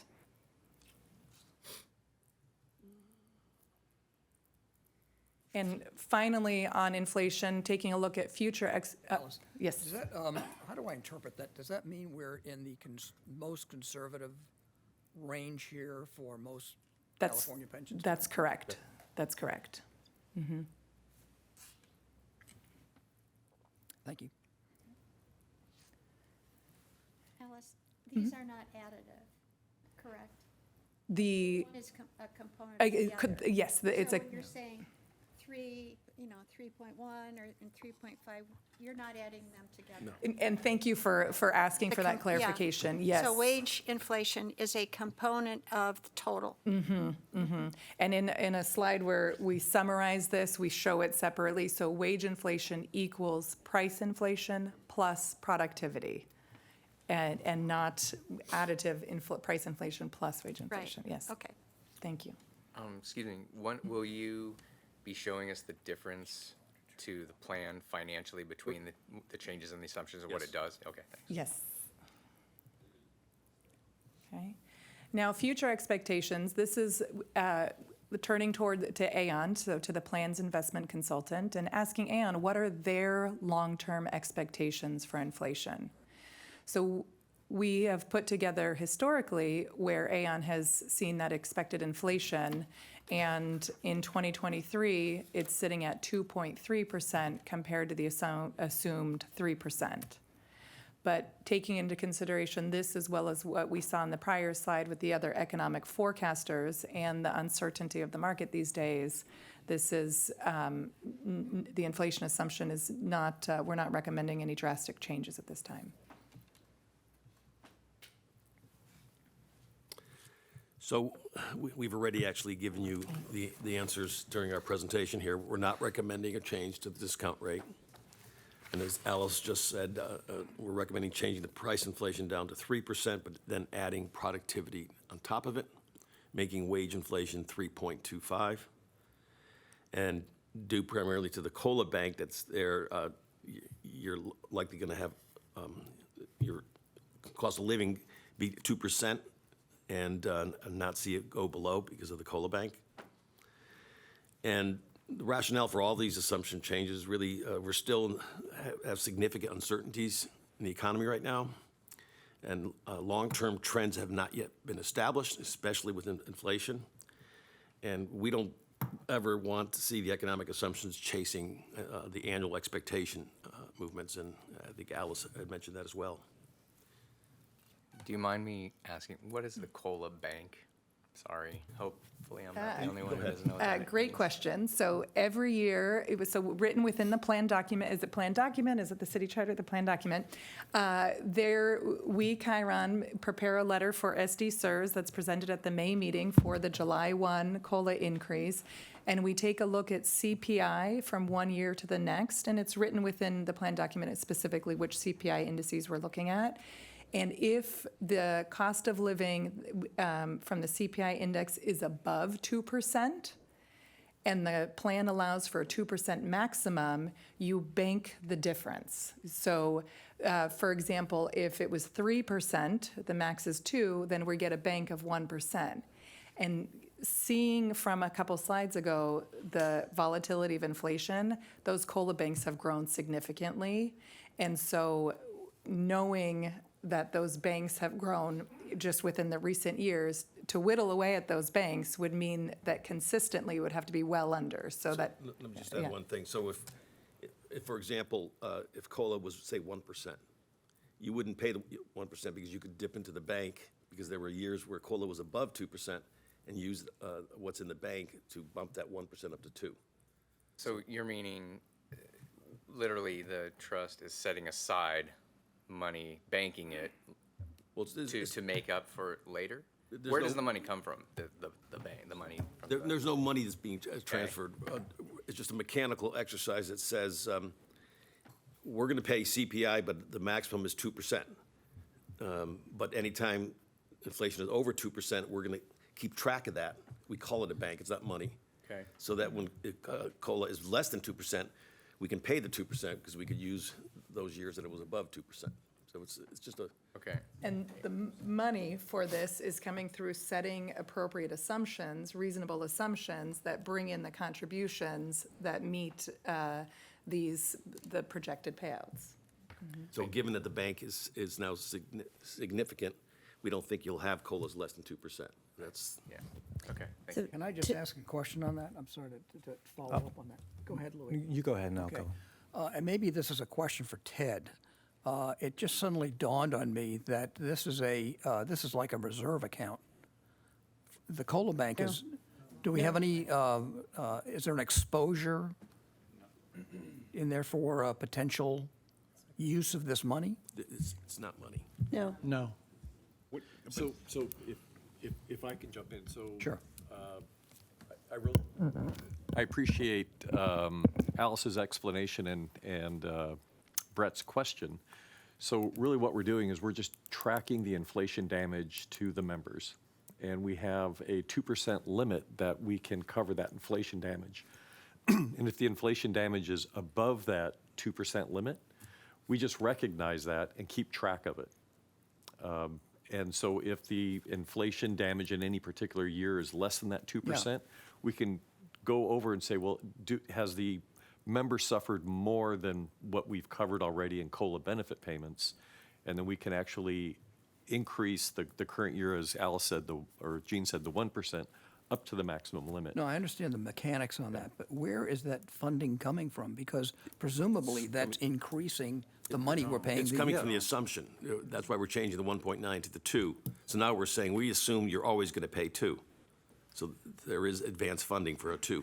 So the funding goes to the plan limit of 2%. okay. We do not fund for hyperinflation or deflation. We just fund to the assumption. Yeah, the light bulb just went off in Marblehead, so. I can see it. In a later slide, we'll have the impact of that. And I'd like to add to that too. 3 years ago, most of our members had a zero COLA bank. So 3 years ago, when we looked at the COLA banks 3 years ago and the COLA assumption, most of our members had zero in their COLA bank, which meant that their retirement payments had kept up with inflation. And the last 2 years are when 1 year we had 4.5 excess, 1 year we had 5 excess. So people that retired 3 years ago now have 9.5% in their COLA bank. So that means even if inflation is zero for the next 4 years, they're still going to get their 2% each year. And if you look at this chart, that blue line dipped all the way up to 8% as of June 30th, 2022. So that would have put an extra 6% in there, right? Thank you. So I'm going to go back to your recommendation of not changing the inflation assumption of 3%. So when I look at, and I was scratching my head when I was reading this week, I'm not quite clear. I understand your conclusion and your recommendation. I don't quite understand the rationale as of yet. When you look at Aon and you look at what other pension plans are doing, we're anywhere between 50 basis points to 70 basis points off of the inflation assumptions of our consultants as well as other plans. And I think piggybacking off of Brett's question about how this impacts the rest of the plan going forward. But before we get there, I'm trying to understand in the context of where we sit relative to what the consultant proposed and relative to other plans, why you are recommending that we stick with the 3%? Because it seems a meaningful departure. It's that bottom bullet, the rationale. We think there's still significant economic uncertainties out there, and we don't chase the assumption. We want to see a long-term trend established. With all due respect, though, you're not an econ shop, right? You're an actuarial shop. Correct. But we do make the assumption based on the advice of those econ shops, and that's what Alice showed here. So compared to all the public plans in the country, the third bar, you're in the upper quartile, but you're not at the top. You just happen to be at the top for California. And what the wouldn't that be more relevant, though? Because we are within sort of this microeconomic system where our inflations are quite different. Our inflation drivers are different from national inflation drivers. But I don't think there's a pension plan in the country right now that is considering lowering inflation with all the uncertainties of high inflation out there. It's just the timing. I think we just want to see a longer-term trend established. I mean, you're asking for the rationale, and that's basically the rationale. Right. And are you suggesting that the inflation assumptions might be low, and we should? I think it seems high to me, relative to what I'm to the data that you presented. Bracketing with our consultants, that's their job, is to tell us what the inflation assumptions are on a macroeconomic basis. Bracketing that with what other plans are doing. Presumably other plans have smart actuarials, smart consultants as well. and I'm a generalist, I'm not an econ, but to me, when I see this significant of a delta, 50 to 70 basis points on a 3%, I mean, that's a meaningful percentage. And over the long term, that adds up quite a bit. So I respect your conclusion. I just want to understand better. So I would like to add to what Jean said, and in hopes to answer your question or to support our position in answering your question, is where does this assumption come into play within valuing the liabilities of the system? And ultimately, it's that wage inflation assumption which drives the value of the benefits, because the salaries are tied directly to wage inflation. We do not see, through experience in the salary increases, any inclination to decrease the wage inflation assumption. Rather, we are proposing to increase the wage inflation assumption from 3.05 to 3.25%. And whether the building block piece of that price inflation, for example, if we propose 2.75% on that building block with a 50 basis point productivity, or 2.5 with the 75 basis point productivity, the productivity element is seen within California systems. And so if we would, based on that experience, the wage inflation assumption at 3.25, changing that underlying price inflation, just that one element impacts the PEPR compensation limit and the projected administrative expenses. And you alluded to it, Alice. The experience that we looked at, the actual wage increases were much higher than our assumption. So to lower that assumption after seeing the actual experience being much higher, which we think is more important than what other plans are doing, is what's happening here in San Diego. So if your inflation assumptions went up, the ADL would go down. The what? ADC. Opposite way. Opposite. You're right. Yeah. Yeah. ADC, So you if mean. we lowered the inflation assumption, the ADL would go down. Yes. Okay.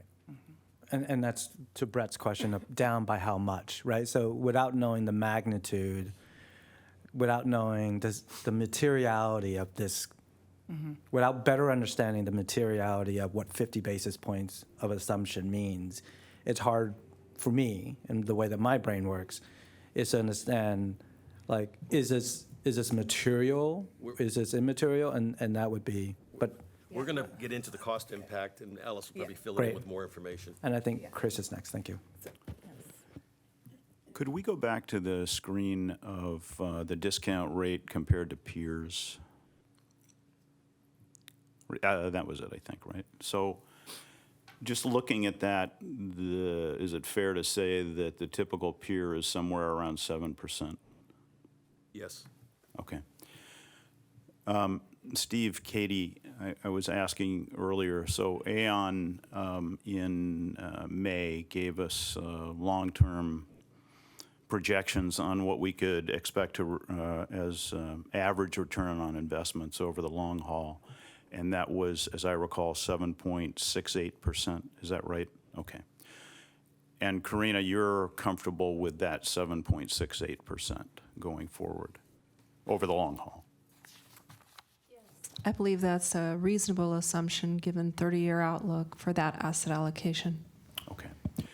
So this is big money here that we're talking about, right? So if for example, we were to adjust our discount rate to sort of somewhere in the middle here, where at that 7%, probably, and I'm ballparking here, and I'm sure you will in response, that the city's obligation on an annual basis going forward would go down by $100 million or something like that. I'm just big numbers, something in that neighborhood.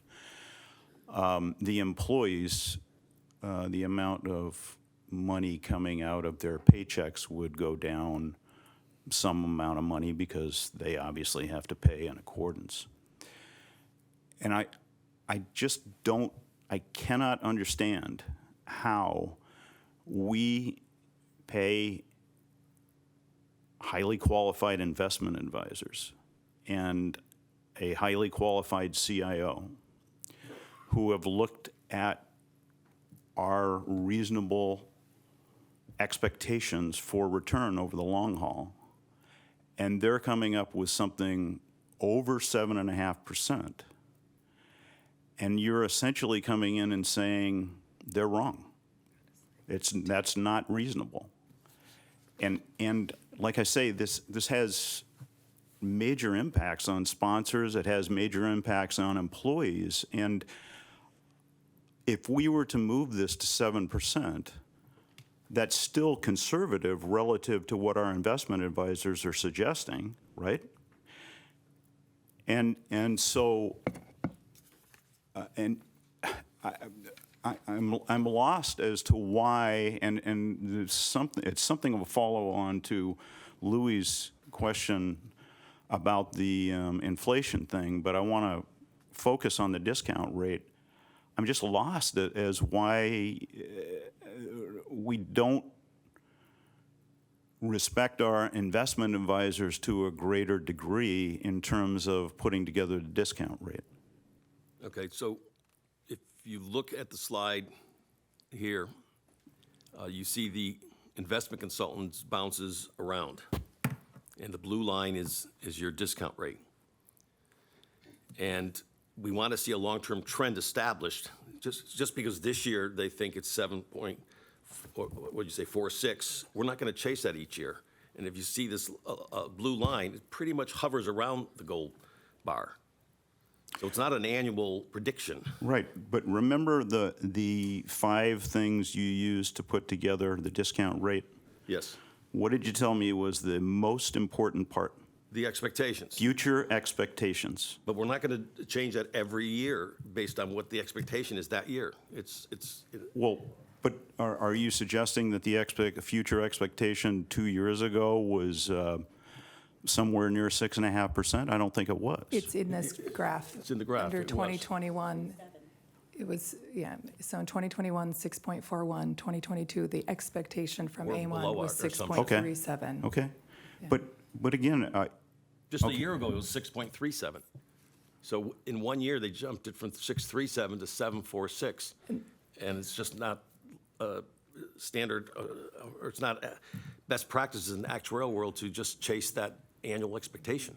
And the actual returns is 5%, right? well, but that's in an individual year, right? Sure. But that's what they're saying, you have to look at. So, I look at this and most of their assumptions were below 7 for all these. It just happens to be this year that it bumped up. For the future. Yes, but it's just the first time. And I think we want to see a trend established. If 2-3 years down the road that continues and everyone's going up, you're likely to see the assumption increase. It really comes down to chasing the expectations. Do you do it annually, or do you do it when you think a long-term trend is established? Well, so let me ask you then, in that regard,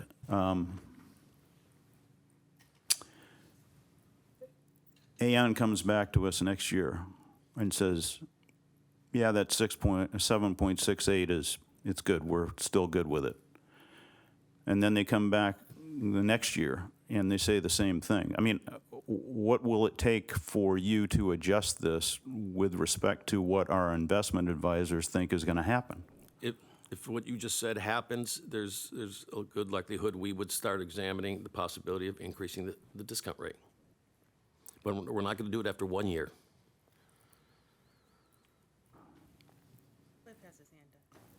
They were below our assumption for the previous 2 years.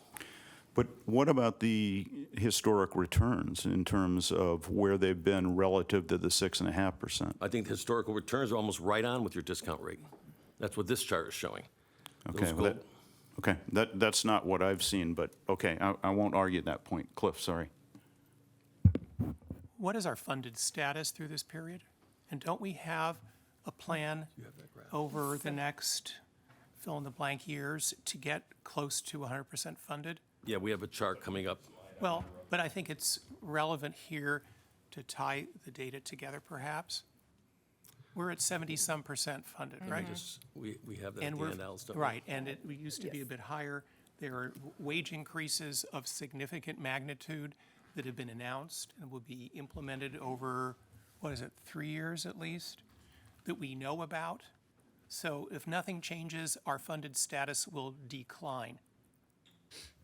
So to all of a sudden say, we don't need to keep on paying in by the city and the taxpayers and the workers seems to be contrary to being responsible for our obligations down the road, to me. So I don't see why we're having this discussion today about changing the discount rate. It should be a slowly moving, gradual of any change at all. And it is part of our conservative responsibility to think about the well-being of the total plan for today and into the future, bearing in mind that we have collectively committed towards moving out of 70-some% funding to 80 into the 90s. And to change anything material in light of the reality of where we are with our arrangements with our workers is, I think, to be most imprudent and disrespectful of all the workers, both past and present. And Cliff, just to be clear, I agree with you in the big picture. I was only focusing in on this question of, because the discount rate is really reflective of what your expected return on investment is going to be. So It's not. No, it's not. It's a compilation of a number of factors. It's a tool that people use. I'm sorry. It includes these expectations, but it also reflects a range of decisions that come together, gets distilled down into a single figure. Okay, sorry. Could I said it's the most important, but that most important means just more important than the four before it. But the four before it aren't ignored. So the trustee's risk preference, which I think Cliff's sort of alluding to, is part of that. Yeah, and I'm basically completely agreeing with Cliff on the idea that, yeah, we need to increase the funding rate, and we need to get to 100% funding as soon as we can. I have no issue with that. I just thought we had had a conversation at a prior meeting where you said that the discount rate is, and I'm just pulling that piece out, not the other pieces, that the discount rate is reflective of anticipated returns on investment. It is, and in addition to the other factors. And I think that's what Cliff is saying. We can't just look at that alone. And in particular, when for 2 years, our assumption was higher than the expectation, and so 1 year it happens to change, we're not going to chase that. Okay, thank you. May I just add a additional comment? One of the things I appreciate is when we look at the discount rate, it is an assumption, and it's built into a funding model. And so we're looking at that assumption over the long term. And I believe the actuary, and please correct me if I'm wrong, they have a duty to provide the board a reasonable range of which you can select an assumption. And if I can get the current actuarial standards, it has to have at least a good likelihood of being able to attain that assumption, whatever the board picks. Right, no bias in the assumption selected. Yep. And so really the funding model, the valuation process is a self-correcting funding mechanism in that we look at our long-term outlook and really hope over the long term to earn 6.5%.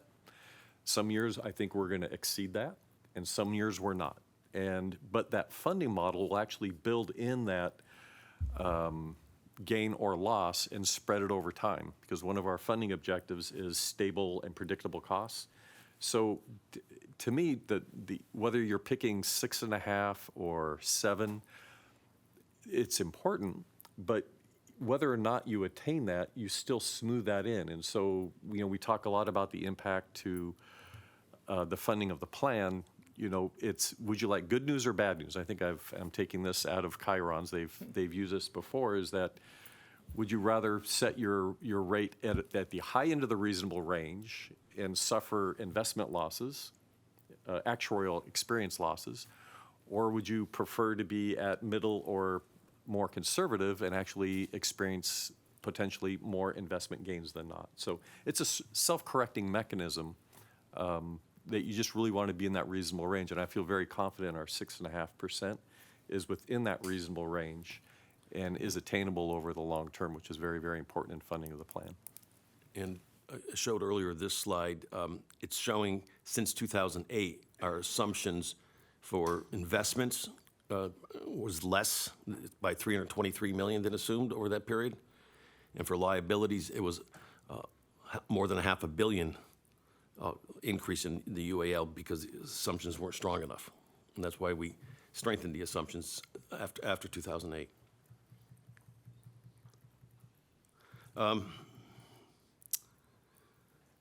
We also have the I don't think, did we cover this? Oh, no, the administrative expense assumption,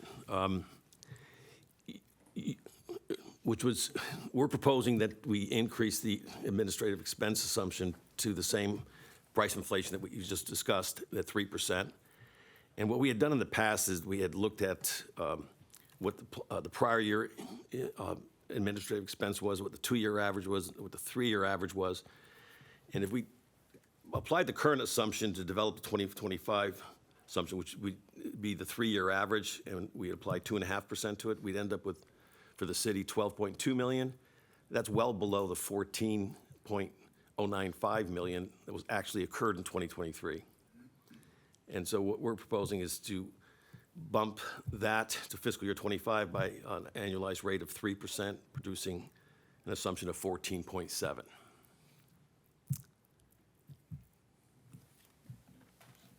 Any questions? Nope. So now we'll get to the demographic assumptions, and Alice is going to discuss them. But before we do, I just want to say what we're primarily going to be doing here is tweaking the assumptions, and I want to show you how we do that by jumping to the appendix in one slide in particular. This slide is looking at the active city general active male mortality, actives. That's the non-annuitant. And what we observed in the experience is shown by the black dot in these bars. And the current and proposed assumptions are the green and blue lines. You can barely see at the very end the blue line slightly off from the green, but otherwise it's the same. But what those gray areas mean is that given the number of observations we had in that grouping, what's the 90th percentile confidence, of where that assumption could be? So in other words, in ages 20 to 29, there's a 90% chance that the mortality is between 0 and 1%. And that's because if you look at the chart above, there are only 467 what we called exposures.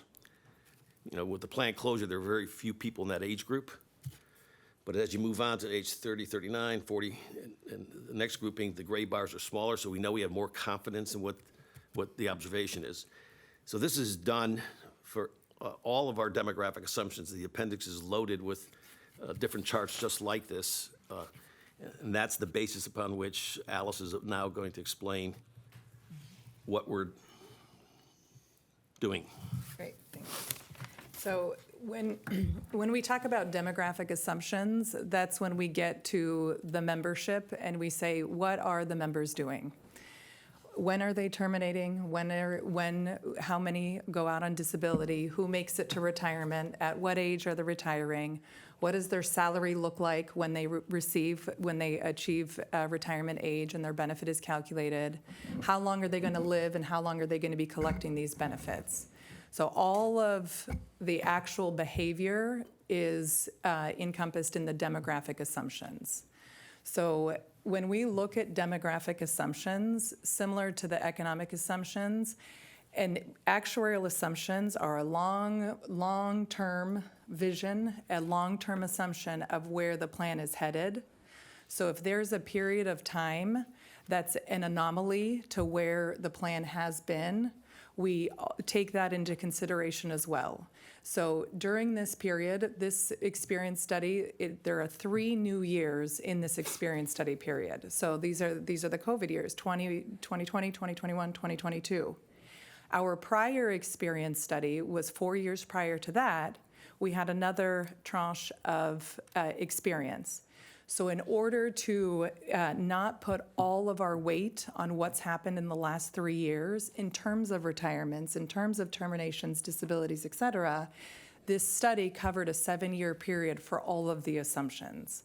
And we looked at, for every assumption, we looked at what was happening 4 years prior in that 4-year period, what happened in the 3-year period, what does that look like in terms of the 7 years for experience, and we were very careful to only adjust the assumptions where the experience, the current experience combined with the last experience was showing the same trend or the same direction of movement. We're not going to be setting assumptions every 3 years, zigzagging across trying to catch something that's happening on a one-off basis. So for every assumption, we look at, let's take retirement, for example. We know that how the membership behaves for the city is very different than the port or the airport. So we look at each plan sponsor individually. And then we look at the tiers of the pension benefits. With the city plan, do the general employees who were hired after 2009 have different behavior than those who were hired before? The same for the port. Do the general members behave differently from the safety members, et cetera? So we studied all different pockets of experience, breaking it down where it was necessary for the different assumptions to assess the strength of the current assumptions, the reasonability of the current assumptions, and decide if any change was warranted to each of those individual pieces. So in terms of materiality, mortality is the single most important assumption, because mortality comes into play from the day they enter the system to the day their benefit ends at the end of the system. So that has the single most impactful in terms of the liability cost on the system. Then comes retirement, then termination, disability, and a handful of miscellaneous demographic assumptions. So with that, covered this. Let's take a look at, in summary, without going into the details in the appendix, and we certainly can if anybody would like to. I would love to share an appendix slide in detail and go through those numbers because it's what we do as actuaries. We find these experience studies to be quite thrilling. But here's the summary. So here's the summary of all of that investigation and calculations on the statistics and experience of the plan.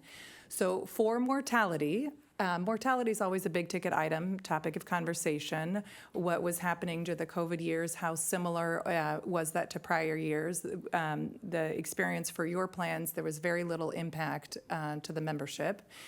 So those base mortality tables, we propose no change to the base mortality tables. The tables that are in place are still doing an excellent job of assessing the liability of the system based on the experience of your membership. There, in addition to the base mortality tables, there's a layer for projected improvement. So over time, mortality, longevity, life expectancy has improved over the years, and so there's an assumption for mortality improvement. And Alice, just for a second, I want to just show them. Oh, yeah. This is what Alice is referring to. If you looked at, I think it's like 100,000 people born in 1990. Those are the ages at which those people died, and then 100,000 babies born in 1950, that's where they died, and that's what she's referring to as far as mortality improvement. So the current assumptions use a mortality projection scale that was developed by the Society of Actuaries from 2019. So our proposed assumption is to move to the mortality projection scale from 2021. And that has slight increase to the mortality improvements, meaning people are projected to live a little bit longer. That goes hand in hand with the experience that we've seen for the plan, so we propose a change to that assumption. For the service retirements, what we saw for the city, both the city general and city safety, was not only for the last 3 years, but the prior 4 years as well, a slight decrease in the trend for retirement. So we propose a slight decrease to the retirements rates there. No change for the port or the airport.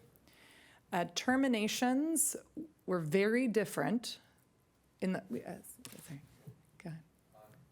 On service retirements, does that mean people are leaving the city before they vest and they're not retiring? Does that So mean- thank you for, yes, so no, service retirement is reaching retirement eligibility. So whether it's 62 and 10, age 62 and 10 years of service, 55 and 20 for the safety employees, 50 and 20.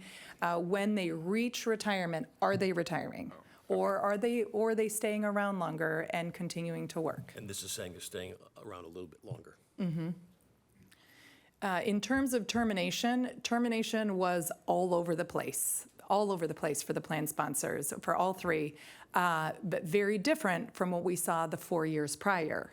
And so we do not chase anything that's a moment in time. We look at the long term, and so we do not propose any change to the termination rates except for the airport, because the trend that we saw at the airport was the same trend that we were already previously seeing. And when we make our adjustments to the assumptions, it's ever so slight, and we continue to follow those trends. So we continue to follow the trend on the airport termination assumption.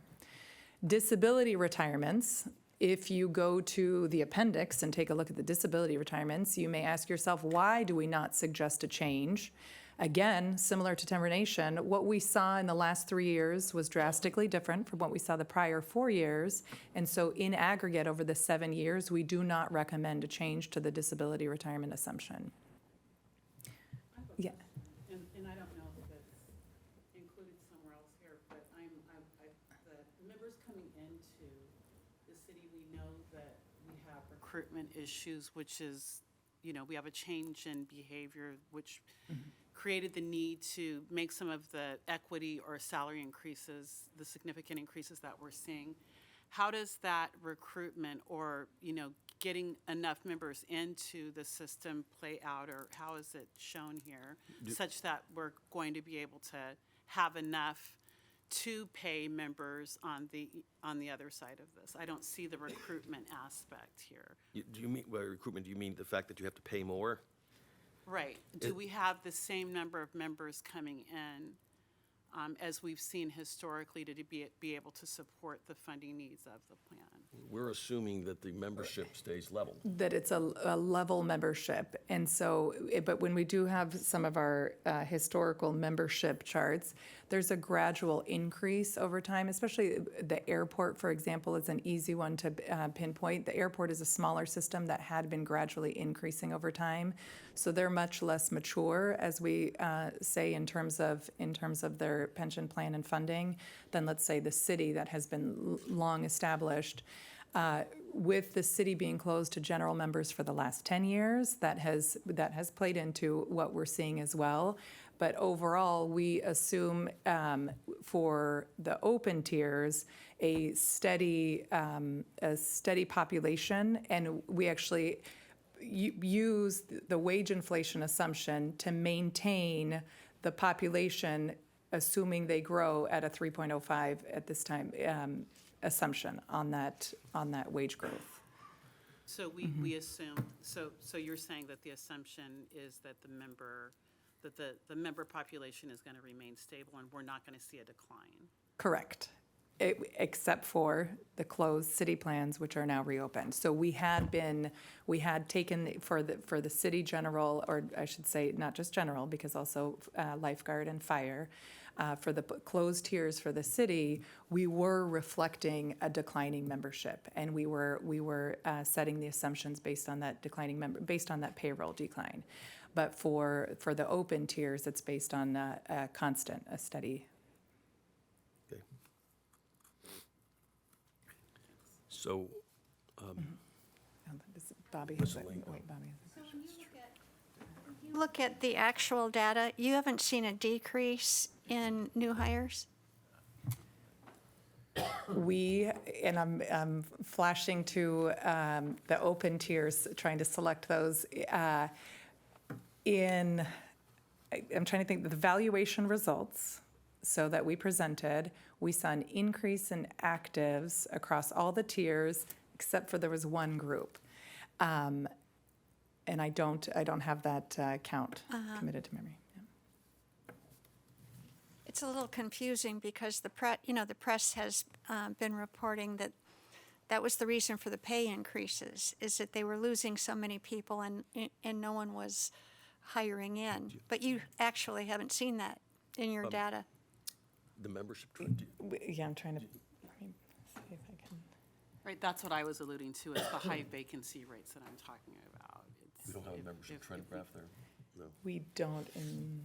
Right, and following on to what I think what I'm understanding Michelle to be saying is that the city's really trying through these pay increases to fill those vacancies. And so, in theory, that's going to increase membership over what the norm has been over the past, whatever, since Prop B or something like that. But you know, we don't typically, in an experience study, analyze head counts.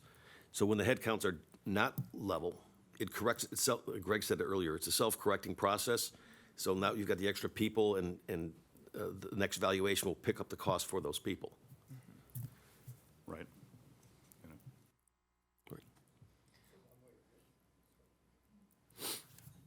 One way of looking at that is that the salary increases to catch up from the city are paying off, and there's not going to be no reduction in workforce in the long term. Well, no, there'll be an increase in workforce. I think that's what Michelle's talking about. So the city's had, what I would say is, the city has been having a really hard time recruiting for a long time, so hence they increased those pay rates to try to fill those vacancies, to try to attract people to work for the city. I think that's what Gene is saying, is that's going to be effective, but there's going to be no change overall. Because, Well, So but if there is a change, it gets picked up in the following valuation, so it's not. So, for example, when a new member enters the system, so we hire, let's just talk about one individual, even though this is done in aggregate. When a new member is hired, the city pays a normal cost rate for their pay, which covers what's assigned for that year of benefit, and the member pays their portion. And so essentially, when someone is new, and the assumptions are set such that they're reasonable and they're meeting the liability of the plan, it doesn't come with a package of unfunded liability. So it meets that cost. And just to add to it, I think it's bigger than just recruitment. It's recruitment and retention, and it's really not a black and white issue. So I think that's something to consider as well. And if I can jump in, the valuation process itself is a snapshot in time. So as of June 30th, we take a snapshot of not only of our assets, but also what members are we serving? And all these assumptions apply to that snapshot of population. You know, we talk about, are they going to terminate without a benefit? Are they going to service retire? What rate they're going to retire? So we set all those assumptions based on that snapshot of population. And you may recall last November when we were looking at the reopening of the city plan, we had to look at properly funding the plan for those new people that came in that weren't part of those snapshots. And we actually had special meetings to talk about how do we fund those different cohorts of members outside of the valuation process. Okay.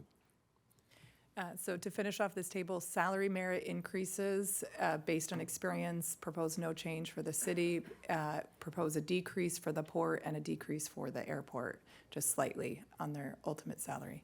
And then the miscellaneous assumptions, as Jean mentioned, there are miscellaneous assumptions that look at family composition, that look at what percentage of members go on disability for a industrial disability versus a non-industrial disability. There are many other miscellaneous assumptions that go into the valuation, but have much smaller weight in terms of the liability. So we get to the cost impact. And we've got two columns here, the impact of the liabilities, and this is the June 30th, 2022 valuation. So the real impact is going to be when we complete this next valuation, which would have some slightly different assumptions. And it's showing the fiscal year, what the fiscal year 2024 ADC would have been. So you have the three plan sponsors, and looking at the city, the impact on liabilities is an increase of 194 million, which represents 1.6% of the total liabilities. And you can see the most of it is due to the COLA increase from 1.9 to 2. And that translates to the ADC, and that's somewhat higher cost, 5.1%. But again, the COLA is the big ticket item. And the same type of relationship, goes with the port and with the airport. So liabilities in the range of 1 to 1.6%. And there you see the ADC impact. Again, the actual impact is going to be known when we complete this June 30th, 2023 valuation.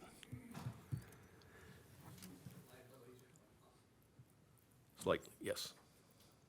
And again, COLA is the biggest reason.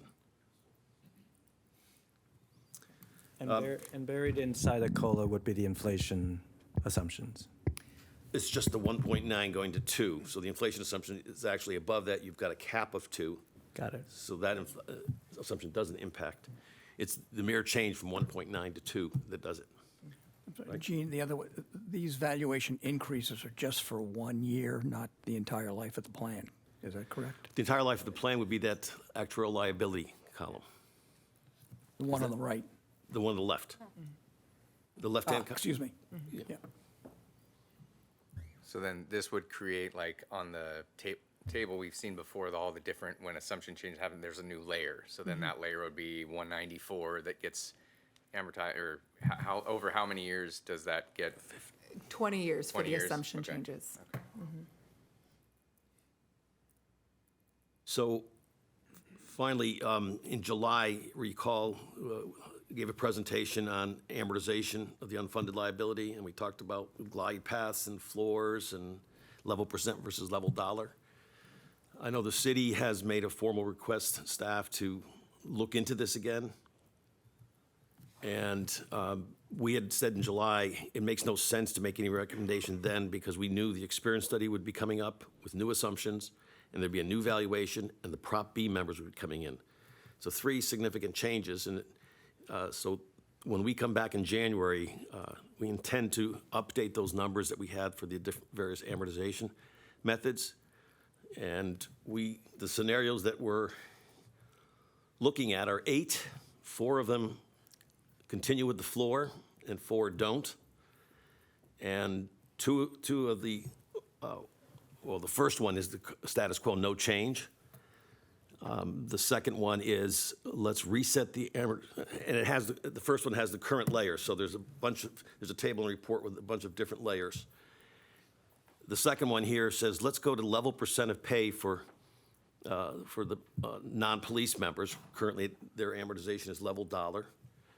And we'll reset the amortization to 15 years. Or we'll reset it to 20 years in scenario 3. And then a fourth scenario is, what should the amortization period be so that the plan is fully funded at the same date as it would be under the scenario 1, the current layers? And that would take 12 years reset. And then we'll do those same 4, and we'll do it with no floor. And the type of output you'll be looking at are these projections. This is an estimate of scenario 2, and you'll be seeing on the bottom, the ADC is the gold bar, and the red bar is what is currently projected. So you see by resetting it to 15 years, we're going to lower the city's cost for the next 6 years or 5 years. But on the far right, you see the gold bars well above that red line. And Bobby, I know you specifically asked for, we don't have the number here, but we'll also show for each scenario what's the additional amount of interest that would be paid due to the new scenario. Gene, just a quick question. So the current layers are scenario 1, but when you go to the other scenarios, are you collapsing them all into one layer? Yes. That's okay. Yeah, that's what the city asked for. And they actually asked for more than that, several other scenarios. But that. So Gene, just to understand, and essentially the city has come and said, could you put before the pension board some scenarios that would spread the payments out further into the future and lower the current costs? Yes. Okay, and so that is, you're going to be presenting scenarios along those lines to us to decide whether or not we think that's a good idea? Yes. Thank you.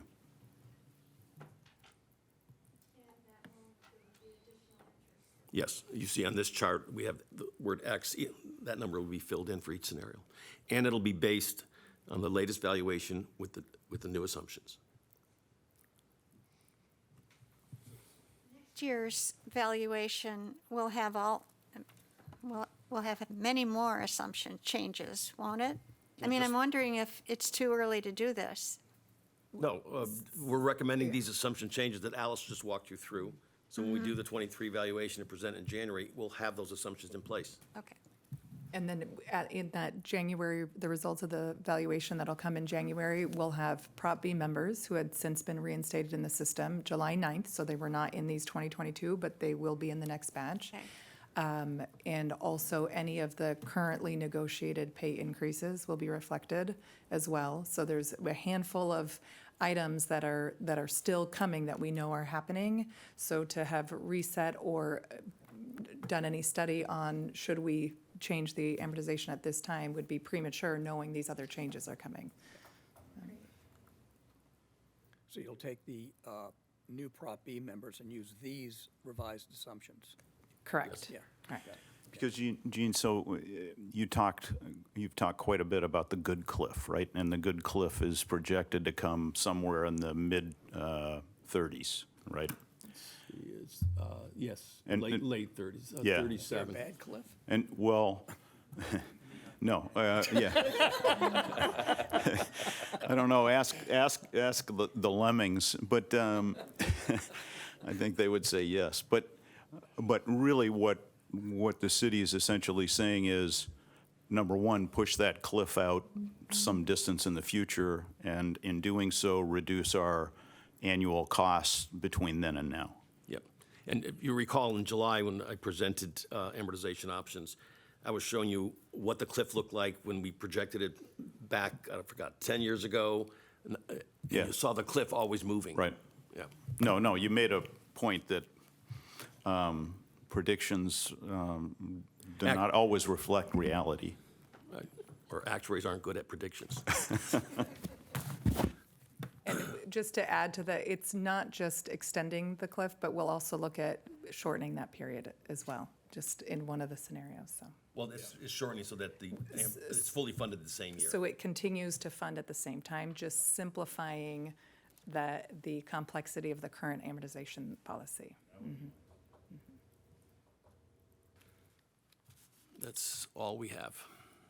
Thank you very much. It's been a very robust discussion. I think, I hope you interpret this as the board's interest in this particular issue, which is quite important.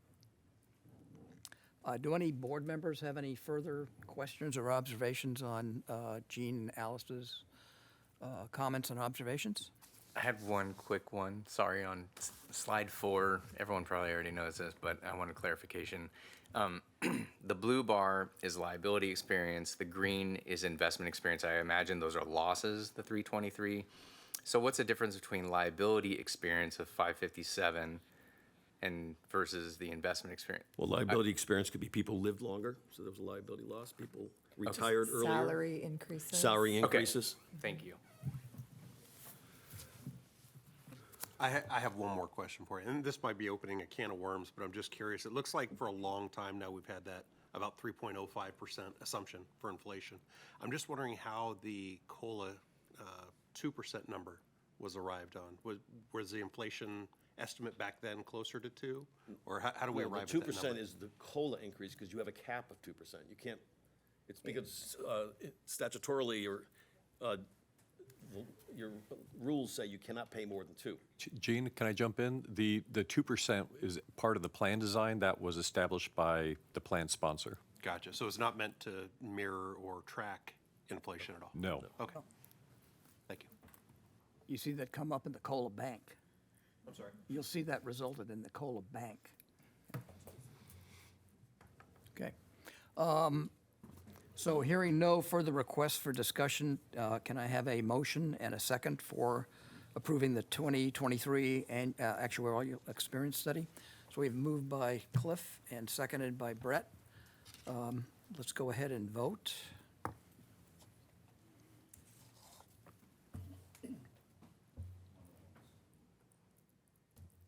We We got everybody. Rosie, do we have everybody in?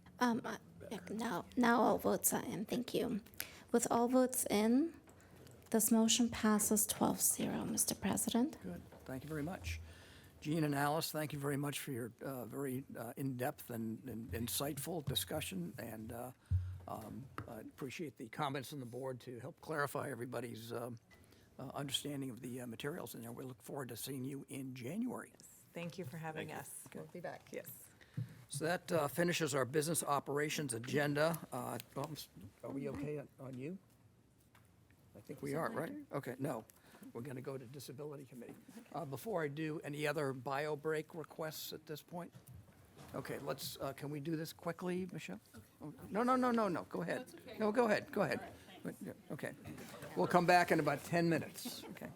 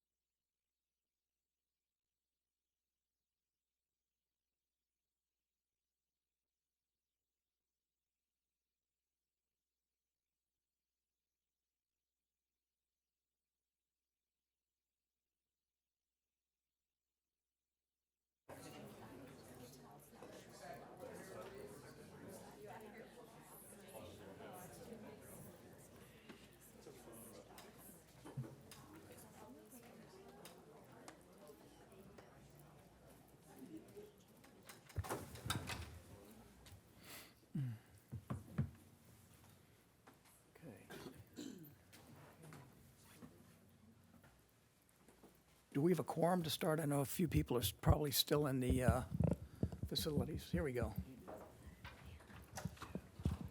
7, 8. We got 8 out of 11. We're okay. We would have a quorum, yes, Mr. All right. President. So while we're waiting for the rest of the people, I'm going to move right into the Disability Committee. So Tom, if you could please provide your disability report at this point. Thank you, Paul. Yeah.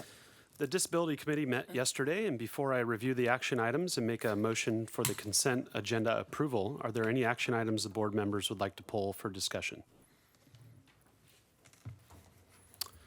All right, hearing none. Starting with consent agenda item number 1, staff's recommendation to approve the industrial disability retirement application for Tracy Guadarrama.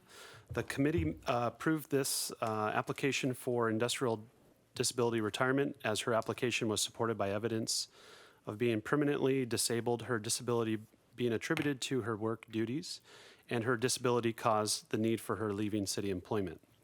Are there any questions from the board at this time? All right, moving to consent agenda item number 2, staff's recommendation to approve the industrial disability retirement application of Christopher Scheel. The committee approved Mr. Scheel's application for industrial disability retirement as his application was supported by evidence of being permanently disabled, his disability being attributed to his work duties and disability cause for the need of leaving the Port Authority's employment. Are there any questions from the board on this item? Moving on to consent agenda item number 3, staff's recommendation to approve the non-industrial disability retirement application for Richard Valenzuela. The committee approved Mr. Valenzuela's application for non-industrial disability retirement as his application was supported by the evidence of being permanently disabled due to his death, which was not attributed to his work duties. Are there any questions from the board on this item at this time? All right, and moving on to consent agenda item number 4, hearing officer's recommendation to approve the industrial disability retirement application of Kathleen Mozzie. The committee approved Ms. Mozzie's application for industrial disability retirement based upon the hearing officer's findings and conclusions. Are there any questions from the board on this item before I move to approve the consent agenda items? All right, so I will move to approve the consent agenda items 1 through 4. If you can please record your vote.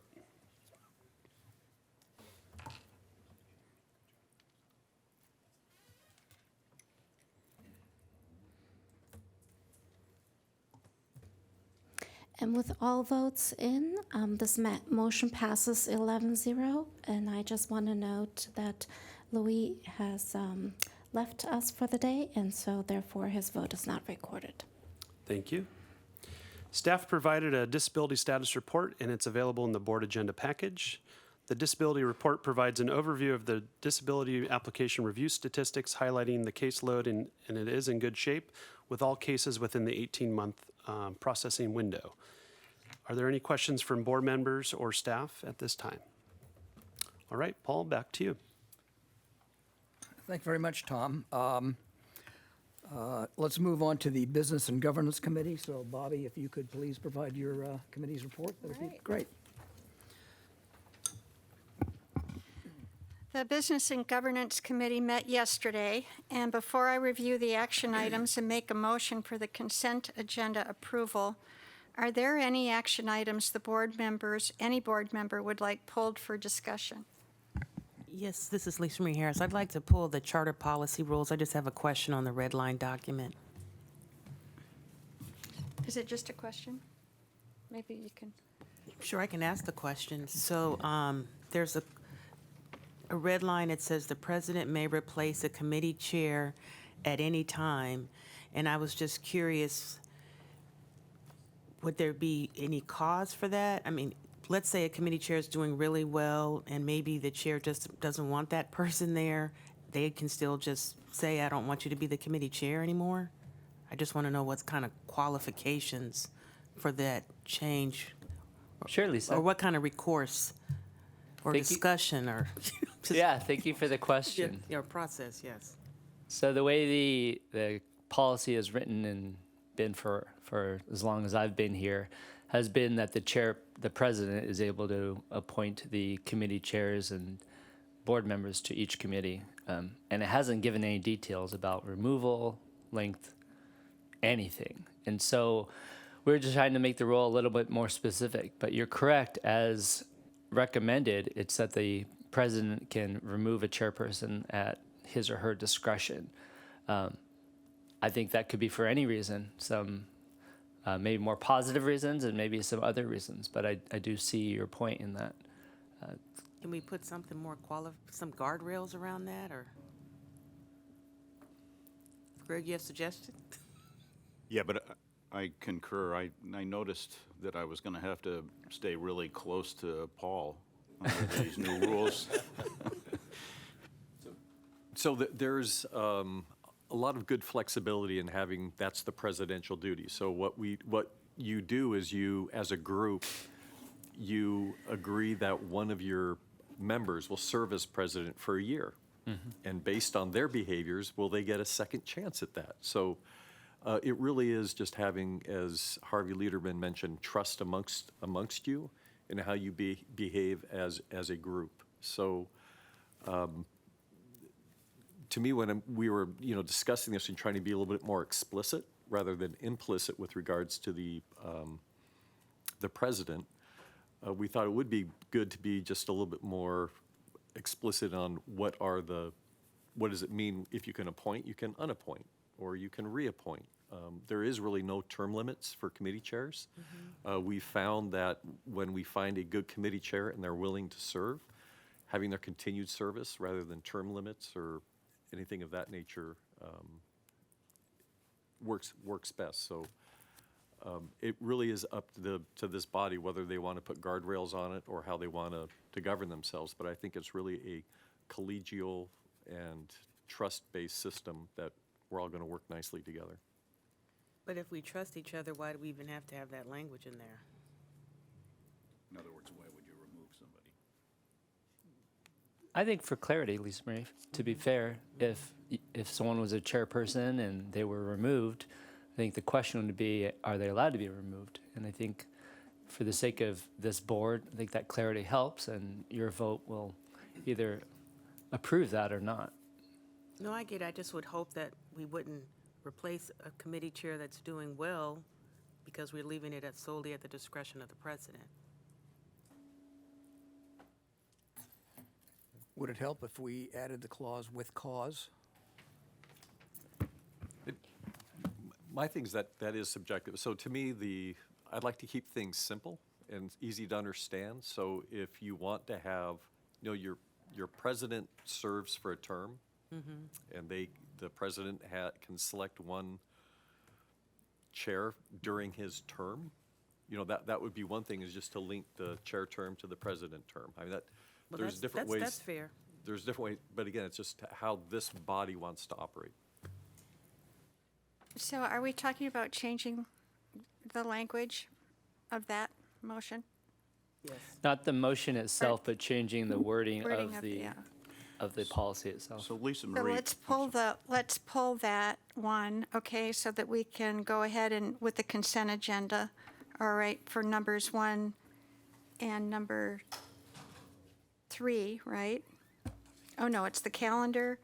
We're doing number 1 1 and 2. and 2, and then we'll pull number 3. Any questions on number 1 and 2?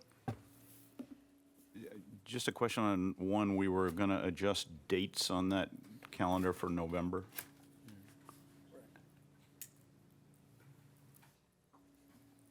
That's what we Chris, agreed that's to. in, It is. that's in the. It is. It's They in are there. adjusted. Yeah. Thank you. Yeah, they are adjusted.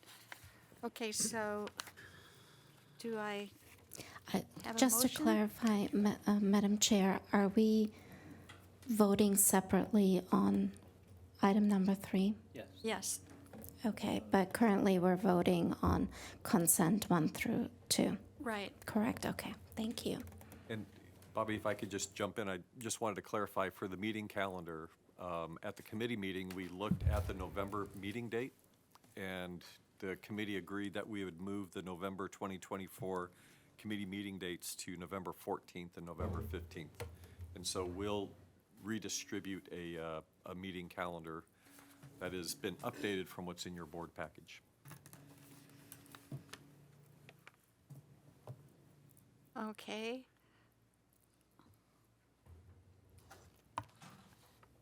My screen didn't change. I need a motion.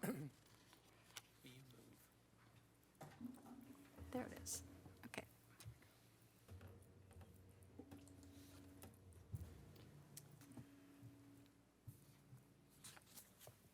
All votes are in.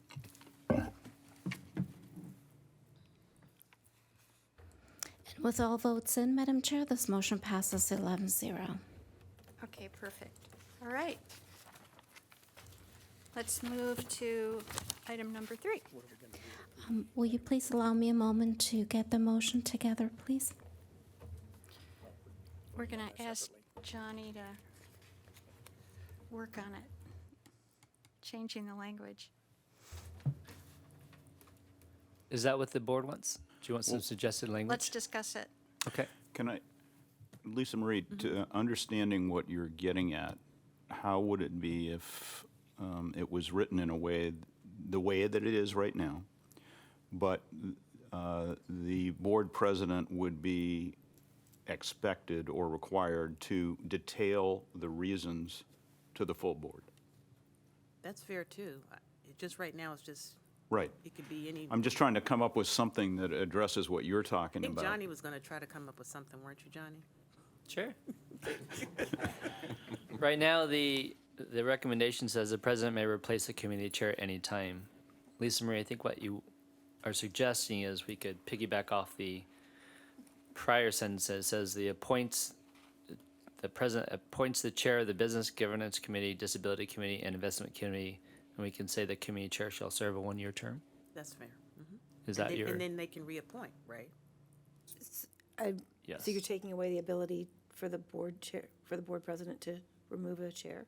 I believe that's Lisa Marie's suggestion. Right, but wouldn't there be a circumstance in which, for example, a committee member wasn't present for 3 meetings or something like that, and the board president says, well, we got to put somebody else on that committee? Well, I think that's what Paul was suggesting, to provide some cause. Right. What I'm trying to avoid is if, right now, the way the language reads, if the board president just decides they don't want them to be the committee chair for whatever, for Right. no reason, Right. they can remove them. Are you concerned about arbitrary and capricious behavior? Yes. Not to be a lawyer, but I think it's a lawyer phrase. I mean, I just don't want to codify it in a policy. Some due So what process. you're concerned about maybe is, not you, Paul, of course, but a chair in the future just gets angry and PO'd at somebody and says, I banish you, sort of kind of. Or they just decide they don't want you. Okay. I mean, that's just the way the language reads. Well, can we, well, let's, I love these rules because they're evolving. This is a living book of governance. And can we try President Kaufman's suggestion of with cause provided to the board? That would be good. Okay. So now the amendment's going to read, the president may replace the committee chair with cause as provided to the board. Didn't it include committee members too, or was it just the chair? Johnny, doesn't it, I'm not looking at it, doesn't it include the committee members as well as the chairs? Yes. So I think it would apply, the same concept would logically go to the members as well. So then we would want to make a second amendment where it says the president may replace a committee appointee for cause as provided to the board.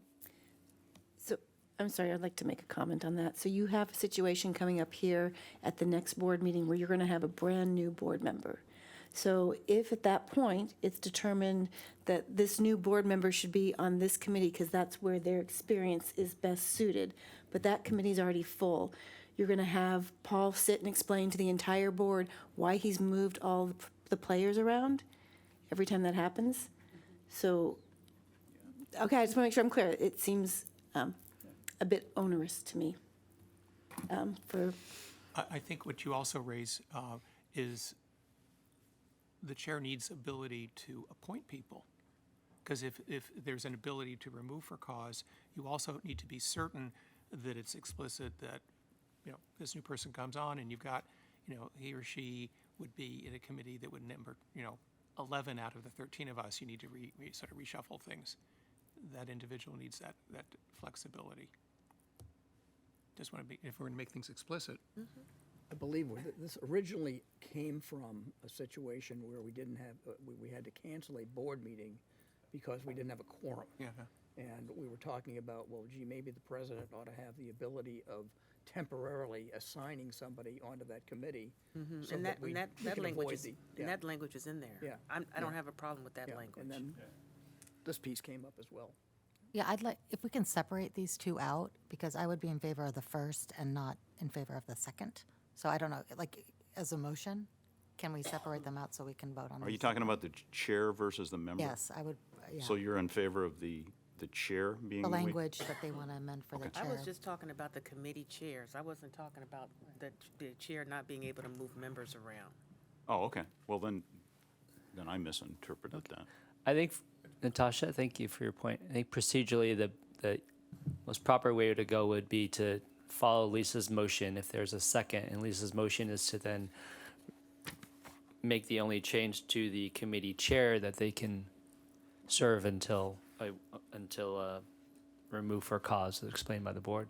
And if there's a second to that, then we would vote on that. And if that passed, I think that would satisfy what you want. If it failed and they wanted another change, then we'd go through another vote. Johnny Answer, I have a procedural question. If we put that in place, so we have all of our committee chairs right now, and next year Paul is no longer the president, did we just preclude the ability of the new president to assign committee chairs without saying why they're removing them? I think we just did. I thought they were assigned for a year. No, there's no term limit for committee chairs. So if we're saying that the only way you get rid of a committee chair is the president removes them by giving cause to the board, did we now just tie the hands of the next president of this board who has to use the committee chairs that are already in place or else they have to say a reason why they're removing them? I thought we also said that it would be a one-year term coinciding with the president, right? So then that way, whenever there's a new president, that president can assign new committee chairs. We did not include the one-year term language. Okay, but I know we kind of talked about it. But Greg, you have comments? I would just tie it, rather than say 1 year, I would tie it to the term of the appointing president. That sounds great.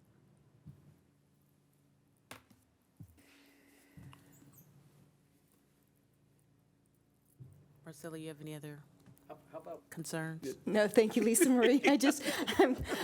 In a previous career, I worked as a parliamentarian, so I'm used to looking at these things and going, okay, if we change this, No, what I else did that appreciate it. I do? just So I just want to make sure. anything else you caught. Yeah, otherwise we'll be back here in 2 months with, oh, sorry, we need to change it again because we Right. realized it did this as well. So, thank you. So Johnny, will you summarize? I will summarize it. So the motion on the floor is to amend 5D of the policy to say the president, my goodness. The president appoints the chair of the Business Governance and Disability Committee and Investment Committee to a 1-year term Or to tied with coincide with the president's to term. coincide with their presidency. And the president may replace the committee chair with causes provided to the board.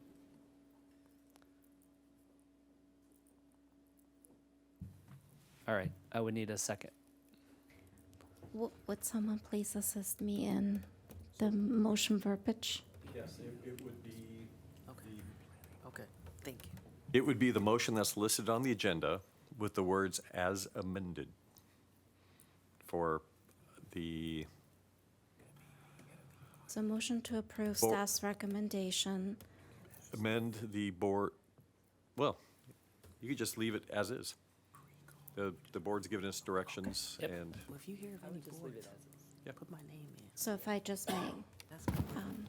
summarize. Motion to approve staff's recommendation to amend the board officers and secretary charter, process on board member elections, process for review of the internal auditor, confidentiality of member information policy, and adopt board rule 11.30, beneficiary designation for a former spouse or domestic partner's community property, share of a member or retiree's benefit. Would that be accurate?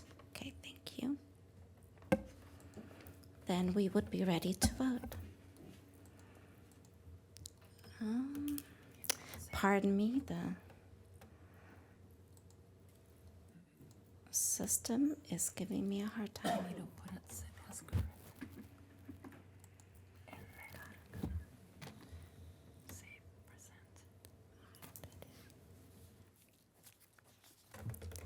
And now we're ready for a first and a second. I'm sorry, just a first. I moved. And we're ready for the vote.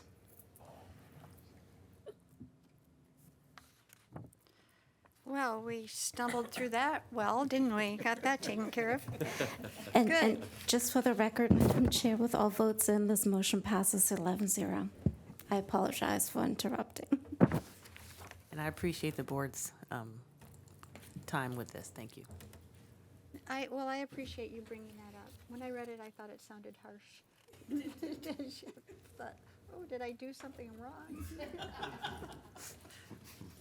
I thought he liked me.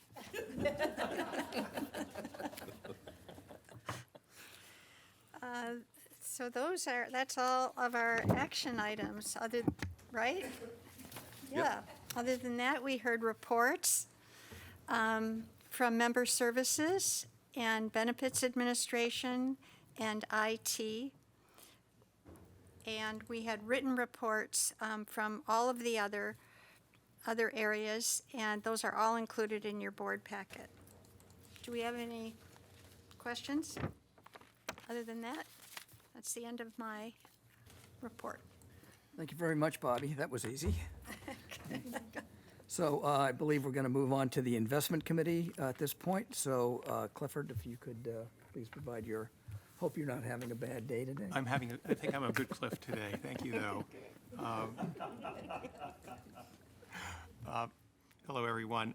The Investment Committee met yesterday afternoon here. There is one action item on the consent agenda. So before I review the action item and make a motion for the consent agenda approval of the one item, would any board member like to pull the action item from the consent agenda for discussion? Sorry. Got to keep it light. Okay, it's not pulled then. The consent agenda item 1 is an approval of $25 million commitment to the Torchlight Debt Fund 8, LP for their real estate portfolio. Jamie, do you want to make a presentation, or do I just read the comments? All right, fine. Torchlight Debt Fund 8, LP is a closed-end, non-core fund focused on building a diversified portfolio of commercial debt investments in both public and private markets. The fund will have the ability to invest across the entire spectrum of real estate debt strategies. SDCERS is currently an investor in the previous Torchlight funds 4, 5, and 6. Fund 4 was a vintage of 2012 with $50 million invested. Fund 5 was a 2015 vintage with $20 million invested. And Fund 6 was a 2017 vintage with $20 million invested. This Debt Fund 8 is targeting a net IRR of between 10 and 15% over the expected 10-year fund life. The item was approved unanimously by the Investment Committee. Are there any questions from the board on this item before we vote? Cliff, I have a question. When we... Microphone. Yeah, it's on. Oh, sorry. Maybe I need to talk louder. When we approve a fund like this, am I correct that it's a bit of a black box in the sense that the fund manager selects what they're going to invest in without our individual approval? So in that regard, are there, we talk a little bit about ESG from time to time. Are there any, to use Lisa Marita's term, guardrails in that regard? Or is it just sort of wide open? Well, you were in the audience and you heard the presentation. They do have guidelines. They do say this is generally what we're going to do. It's only in the United States, for example. It goes on and on. I don't think this fund at the conceptual plane is any different from any of the other things we invest in. Generally speaking, if we invest in an S&P 500 index fund, it's up to the people at Standard & Poor's to put new names in or to take names out. If we invest in a small cap equity fund or an intermediate investment grade fixed income fund, we delegate to that advisor or advisors what they can do. So in this sense, everything's a black box. And what you are approving is, sorry, it's Jamie over here. Oh, sorry. Sorry. And what you are approving is what we have done is looked at that investment manager. We've vetted the manager, we've vetted their strategy, we've vetted the team, and they tell us exactly how they're going to implement that strategy. And so that is what you're approving. And Cliff is absolutely correct. It is no different from any of the public markets part of the portfolio where we ask a manager to implement a strategy. We don't know exactly what they're going to invest in. We know the strategy that we have hired them to do, what we've hired them to do.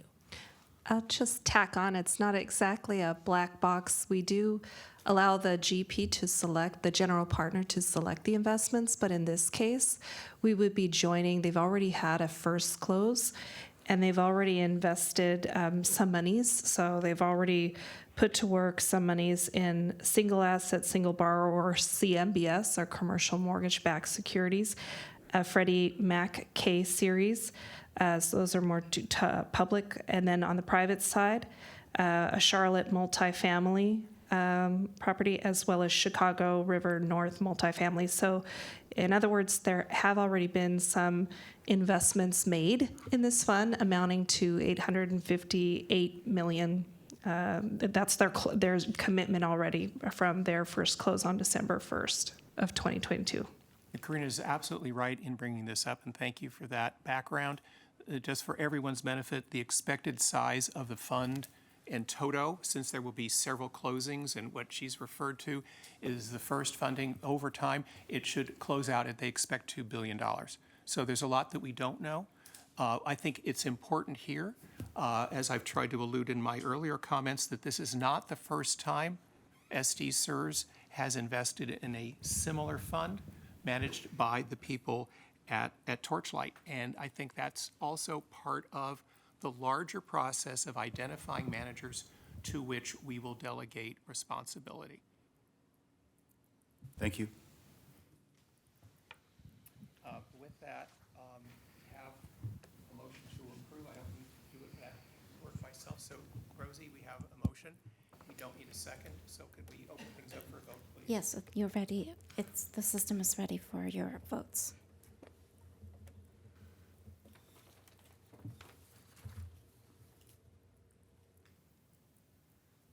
Ms. Michelle, would you like to? Okay. And with all votes in, Mr. Chair, this motion passes 11-0. Thank you very much. There are a couple of important information items. The first is the total fund performance report for the quarter and fiscal year ended June 30, 2023. In the second quarter, the total fund had a net return of a positive 2.5%, which trailed the benchmark, which returned 2.7%. For the fiscal year that ended June 30th, 2023, the total fund returned 5.2% compared to the benchmark of 7.6%. Underperformance for the fiscal year relative to the benchmark was driven primarily by SDCERS overweight to private equity, which experienced markdowns over the past year, and the Opportunity Fund, which trailed the benchmark as equity markets rallied.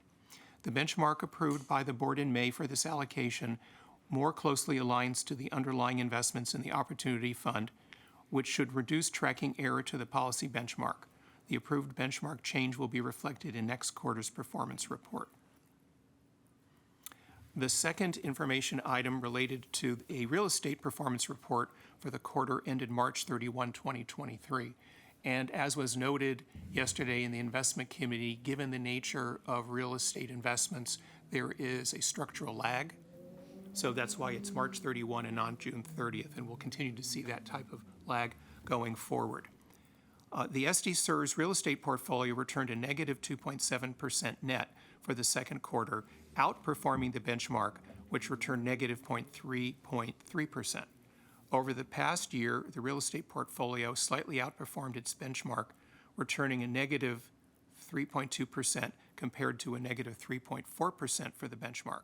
SDCERS portfolio has benefited from being overweight to industrial properties relative to the benchmark. We had 37% exposure compared to a 31% exposure for the benchmark. We had a private equity and infrastructure performance report for the quarter ended March 31, 2023. And again, we're going to see this type of calendar lag for these types of investments versus public markets. As of the end of the second quarter, SDCERS private equity portfolio is outperforming its primary and secondary benchmarks since inception. StepStone's private equity portfolio has returned 17.3% net since inception, while GCM Grosvenor's has returned 14.9% net. SDCERS infrastructure portfolio has also posted strong returns. StepStone's infrastructure portfolio has returned 8.0% net since inception, which is slightly below both the primary and secondary benchmark. GCM Grosvenor's infrastructure portfolio has returned 12.1% net since inception and is outperforming both the primary and secondary benchmark.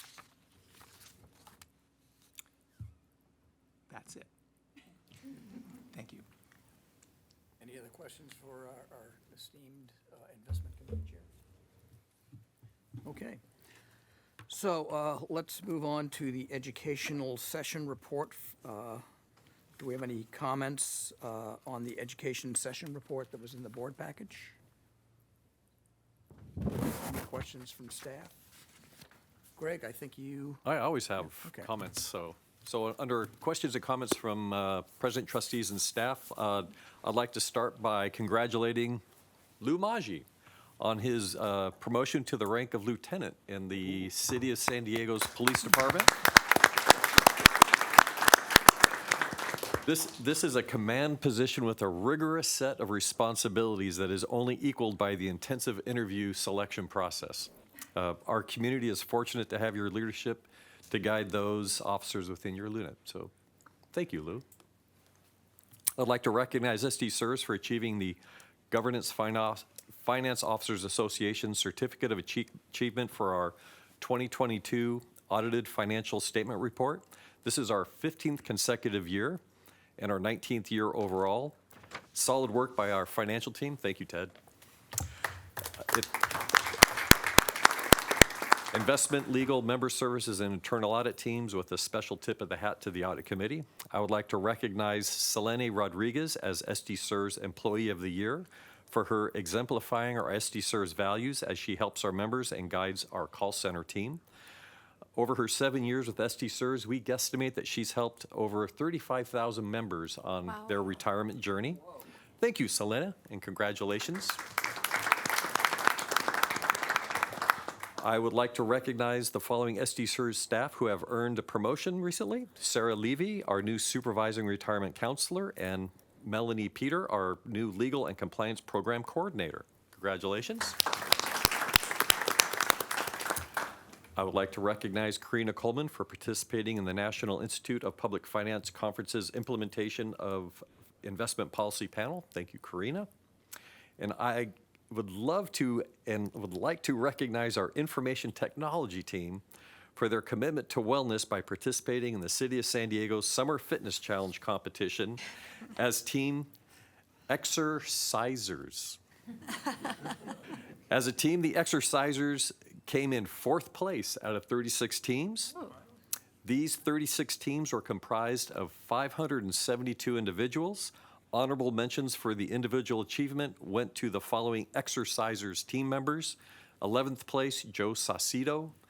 17th place Ann O'Rourke, and 31st place Norma Frank. So congratulations to all of our exercisers for their top decile-ish finish. So thank you very much. And Paul, perhaps this would be a good time to ask the board members if they would like to volunteer for an ad hoc committee. Oh, yes, we have a ad hoc committee that we need to position ourselves for relative to. The selection of fiduciary council. This is the selection of the fiduciary council, excuse me. Are there any people that would like to volunteer to join that committee? Oh, come on, okay, we'll have Brett on there, Clifford. Anybody else? Lisa Marie, okay. Great. That'll work. Excellent, that'll work for us. You taking So notes, if you- Johnny? Yep. Is that okay, Johnny? Yep. Okay, excellent. Thank you very much for your help. Appreciate it. I think that's it on announcements. We'll move into, Johnny, do we have any issues for a closed session? We do. You have your evaluation of the CEO and the Chief Compliance Officer. Okay. So we'll move into closed session at this point for the staff, consultants, and visitors not invited to participate in the closed session. Would you please leave the room? Rosie, please stop the recording while we are in closed session. Thank you.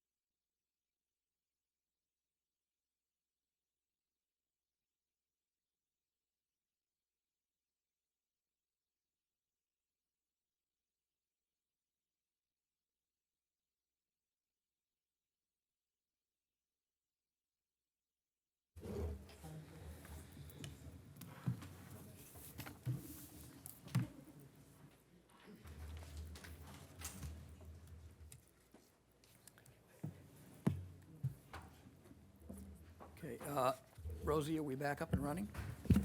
Yes, I am, Mr. President. Ready great. whenever you are. Okay.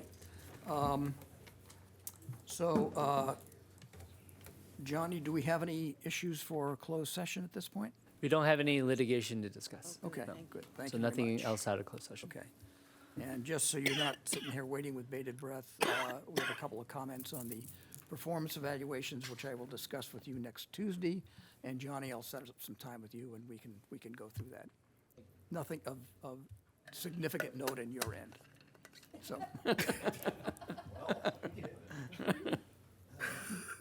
Greg, I don't think there's anything that you don't already know about, so just reinforcing some of the issues. Okay. All right. All right. Excuse me. Okay, so we're going to move into the SDCERS Human Resources Director. Colin will now take us through the salary review session at this point. Thank you. Go ahead. Good morning. I'm Colin Brazil, the SDCERS Human Resources Director. And today we are here to discuss the salary for the CEO. Per the board policy, it's my responsibility to provide you with a salary study in the July open session, so you all can, to help you determine any appropriate salary adjustments for the CEO. If you do decide to adjust his salary, I ask for a vote from you all today to approve that and to put in effect. So what I'm going to do today is go over the salary table that I provided you with, just a brief overview. The data in the survey was provided by the HR teams from the represented agencies. The report identifies CEO salaries for similar, lesser, and greater sized California retirement systems. There are approximately 40 pension systems in California. SDCERS is number 14, with over 20 plan tiers, which is several more than the other agencies. The survey is listed by salaries of the CEOs. Also included are the number of staff members, whether or not they participate in Social Security, and the years of service as CEO. Some salary information. Recently, the city gave cost of living increases for the entire staff. July 1st, there's a 5% cost of living increase, which increased Greg's salary to $378,000. January 1st, there'll be an additional 5%, which will bring it to $396,900. The maximum of Greg's current range is $446,000. And at this time, we're asking for you all to determine if an increase is appropriate, and if so, a vote, not a motion. Go ahead, Chris. Just a question, Colin. What is on the column other salary? What's that? That is other benefits, like it may be transportation allowance Okay, or thank things you. like that. Would anybody like to offer any comments at this point or on Greg's salary? How about you? Do you have any comments? Well, I'm going to recommend that we do give him some kind of a merit increase. Rationale being he doesn't have Social Security or isn't eligible for, whereas some of these other CEOs at other comparable pension plans do have access to that. The Prop B issues, which are ongoing multiple years, I recognize these are kind of project-based, but I think given the fact that it's extended over a considerable period of time, he's done an excellent job with this team on getting that nailed down. We've got probably the most complex system in the California area. The fact that Proposition B is an issue that nobody else has had to deal with in any other system. So I'm going to suggest that we consider a merit increase. I'll throw 5% out there. I don't know if that's, people would like to rally around that or not, or whether there ought to be some discussions, but that's my thoughts on the matter. I think one of the things that I think had come up when we talked about Prop B and what the team has done, obviously, to get us through that, which was tremendous. My question was, is there a bonus option or a one-time recognition payment for project-based, and it sounds like maybe there isn't for unclassifieds, and so that was something that we were going to clarify. It didn't appear that it was, but I'm just throwing it out there just because from being in another system, one-time recognition for projects was available. Is there a legal option for us to potentially pursue something like that type of thing? So that was the question that was raised. Yes, and the only vehicle I'm aware of is the cash merit, exceptional cash merit payment, but the maximum is $1,000, but I will confirm that with DOF. Sorry, one other issue I'd like to bring up here too. We've got a unique situation here with our CIO. What I term this as compression, where we've got a CIO right up against the same salary as the CEO, which limits options for the CEO to give out salary increases unless he's going to jeopardize his position relative to his overall salary moving forward. So if we give him a merit increase over and above what he's getting from the city, that separates them a little bit, and we don't end up with a compression situation.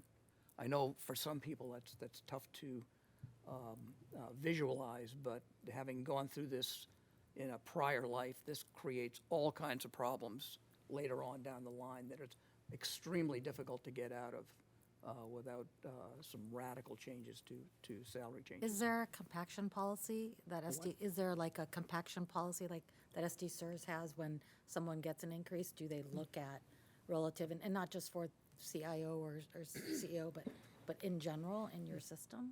In general, with unclassifieds, it's really just have to stay in the range. Typically, in terms of org structure, a supervisor makes more than their employees. For CEO and CIO, it's not uncommon to be equal or even flip-flopped, so it's a little bit of a special situation.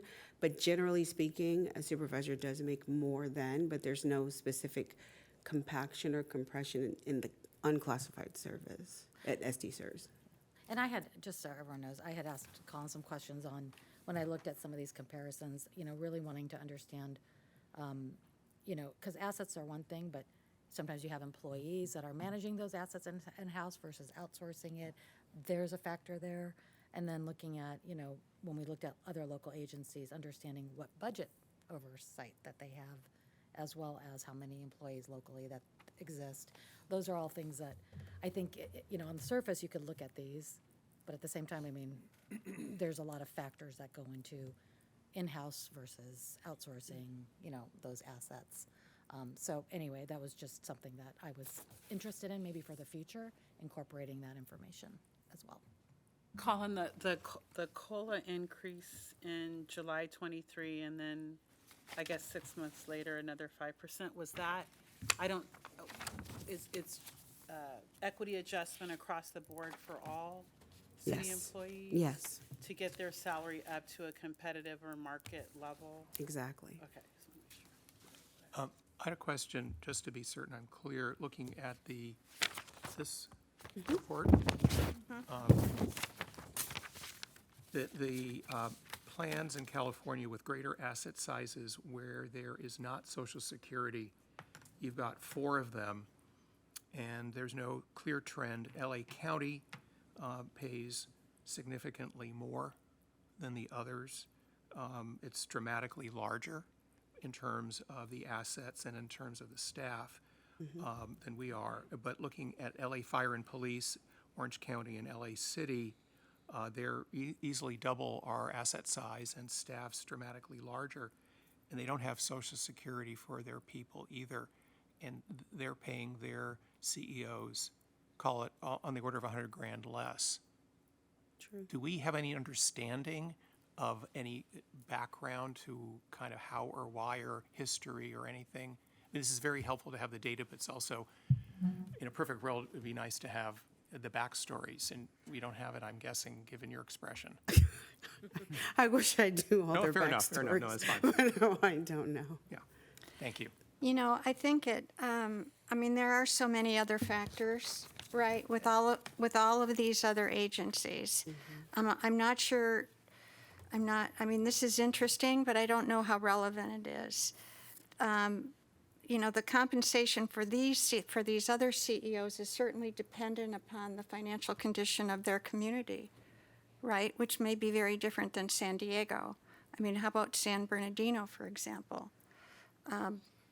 You know, and that's the highest paid other than LA County. So, I mean, it's interesting to see it, but it's really just a guideline. The other thing is, if you'll notice all the footnotes under total salary, the little A's and the B's and the C's.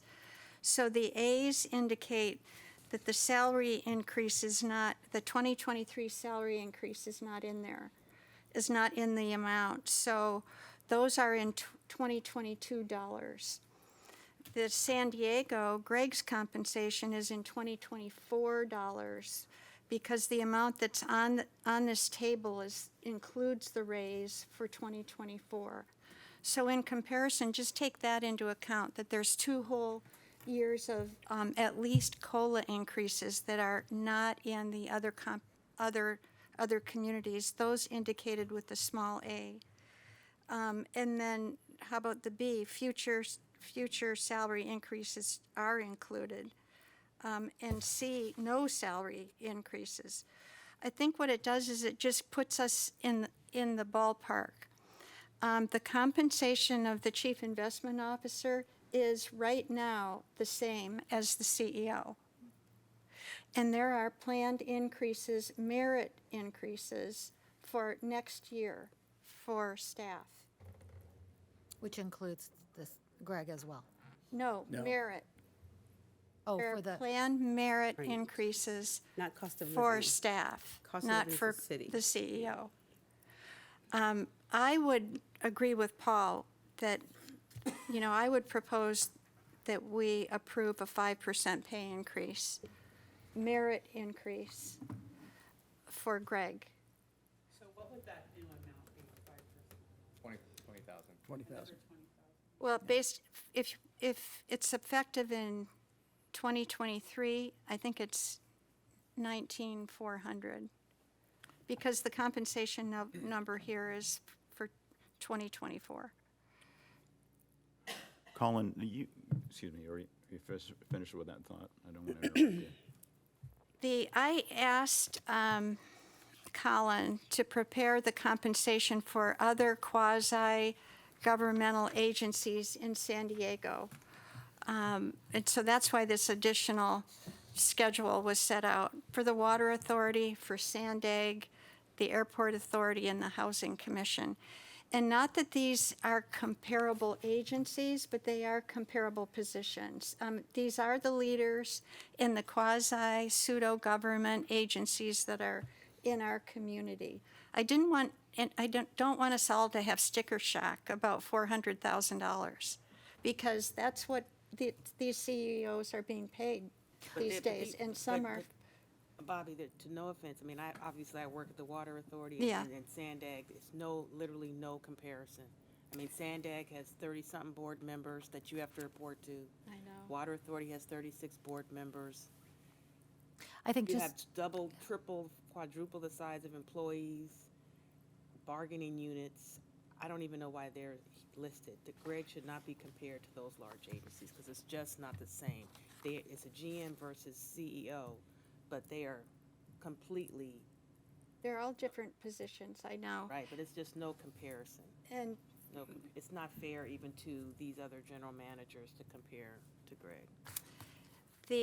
well, I appreciate what It's you're saying. just not, Yeah. because we don't want to offend the GM of the Water Authority No. or at Sandag either. So, and this is all in open session, so just want to. My point was that Greg is managing billions of dollars and doing it exceptionally well. Absolutely, and I I think it's mean, better to compare to billions. these other pension systems. I understand what you're saying. So anyway, I believe that we should approve a 5% pay increase. I think the complexity of this particular plan, there are 21 separate tiers, is that right, Marcel? Caught me right as I took a drink of water. There's actually more than that. There's only 21 that have new members coming into them, but they're that have active members in them, but there are additional tiers with retirees that we still have to administer for the retirees and their beneficiaries. So total, there's about 26. And there are no other plans that have anywhere near the number of tiers. Correct. I mean, so the complexity of that, and I'm familiar with that through the internal audit process. I mean, my gosh, I mean, the detail that's involved with that is amazing. And obviously the size of the plan, the management of $11 billion is incredible. So that new amount would be 416,000? Well, you have to look at the increase, and then the 5% will be based on the new amount. Based on 396. This is already the 10%, so another 5% would be 416. His pay right now is 396. Right, so are we saying another 5% on top of that is what you're recommending? Right. And then there's another 5% in January. No. The 396 already includes. 396 Includes the includes January. the 5% from the city. It's three. Okay. Exactly. Okay, got it. So So that what's the 400,000? Yeah, what is it, 400? Brings that to that includes 415. the other salary. I'm just 3,600. talking about base. The 3,600. Oh, got it, thank you. Oh, Yes, thank you. Okay. Because the 5% would be Okay, on got it. base only, it wouldn't be on the other, but I'm assuming that's an auto allowance. 416, 745, is that what you get?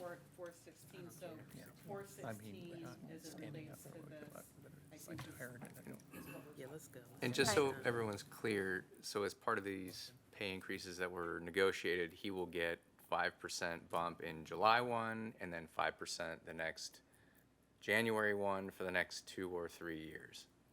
So that's just automatic that we're negotiating. Everybody's getting. Everybody's getting it. So my position on this, I feel very much like Natasha. I wish there was a mechanism by which we could do a one-time bonus kind of a thing. For me, it would be more like 2.5% or around $10,000, just saying, great job. We know your people really did it, but you had to lead them. So honoring, his leadership role. So for me, I could not get to 5%. I wish there was the bonus mechanism. There isn't. I could still support 2.5, roughly like a $10,000 merit increase. I don't know that that's helpful, but. I think I'm on board with the full 5 for the compression issues that we've talked about. That CIO position is very important. We need to make sure that we can keep our CIO happy and Right. competitive. And because of that, I am on board for the 5. I'm not so quick to dismiss the bonus idea, though. Even though the amount may seem insignificant with the numbers we're talking about, I think symbolically, we should award them what we can. And I would say tack that on as well. And if there's any mechanism for speaking with the city about increasing that amount, or if there's any way to make that amount more than $1,000, I think it's warranted up to a certain amount. That would be my 2 cents. And just to throw a number out, say, a $25,000, $50,000 range, one-time bonus for the Prop B work that he's done and led his folks through. So you're saying 5% and a bonus is what you're saying? Yes, ma'am. But just to be clear on the compression issue, it's not legally impossible. I mean, if the CEO is the CEO, but I mean, if it takes what it takes to keep talent from leaving, you set your ego aside and you pay your CIO what you need to pay him or her. So Yes, I don't agree. I just don't. And there- I understand what you're saying, but Yeah. I think in today's world, especially given the nature of this business, a pension, like that is the most. I don't want to go that far. Not that that's the most important position, but it's. I guess I could see demand for that skill set in that position. There's more opportunity to leave and go elsewhere than there is for a CEO of a pension system. There's a different pool of talent. Yeah, And there are thank different supply and demand dynamics. And if you look at very large university endowments, for example, where there's a lot of data, some of those chief investment people make huge amounts of money because that's the nature of that business. We're not in that category, but compression is relevant to some degree, but who knows what's going to happen down the road with investment talent for whatever it's worth. Compression comes into play when you have to replace somebody. So you could potentially try and replace a CEO in a situation where the CIO is making far more than the CEO. And that creates a negotiation issue that you don't necessarily want to happen on your plate. Maybe, but then you just show them the numbers and you say, well, the San Diego SDCERS CEO is paid in the top. So where else are you going to go? I mean, all valid questions. But yeah, so, I mean, Potential the issue other that- side of that would be, yeah. And it goes back to what I had brought up before, if the CIO reported to the board, then we wouldn't have that compression factor in making decisions about salaries, but I'm not gonna get into that, but I'm just it's part of why, and I know that, like what you said, there are other jurisdictions where the CIO does make more than the CEO in pension funds because of that factor, but then you have a different reporting model. Right. Any other comments? Yeah, Colin, did you say earlier that there was some sort of a cap, or is there none? On the salary? Yeah. Yes, there is a max on the range, 446,000, I believe. Okay, just so that I understood. Okay. But I would just comment that I'm cognizant of the fact that when Greg announced Marcel was leaving and indicated that he was ready to sort of change his future plans, that he would like to continue working here for a number of years, and he explained that, and that he was quite comfortable with his salary as is. That's what he told us. Yep. In that context, I guess I'm more in Brett's arena on this. Let's put it that way.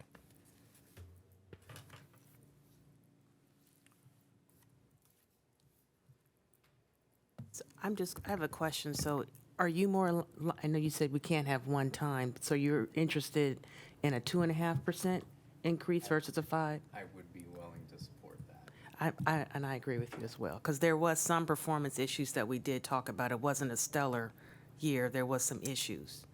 So, oh, you can't do that. Sorry.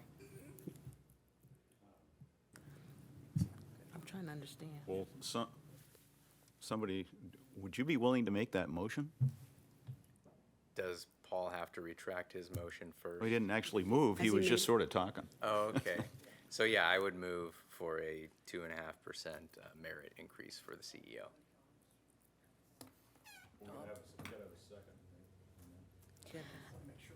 Okay, let's get everybody. Push your button. Trying to push his buttons, I guess.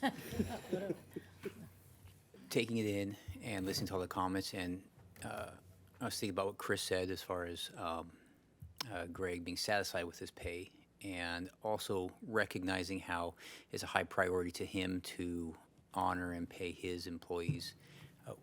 Remembering the conversation about him preferring to have Liza, her pay increase several years ago, so that is a high priority to him. I'm wondering how much more responsibility he'll take on next year after Marcel is gone too, and if that's worth considering in this pay raise. So, you know, I'm thinking about the 2.5% and the 5% and the compression and some of the other things we've discussed, but personally, I'm leaning towards 5%, based on the things I said, considering the added work he may have after Marcel's gone, and the job he did with Prop B, doing an excellent job with that. Colin, just with cost of living, does ranges also increase? They do. Okay. So I'll second the motion, so there's a motion on the floor, and then we can vote on that, and if that doesn't fly, then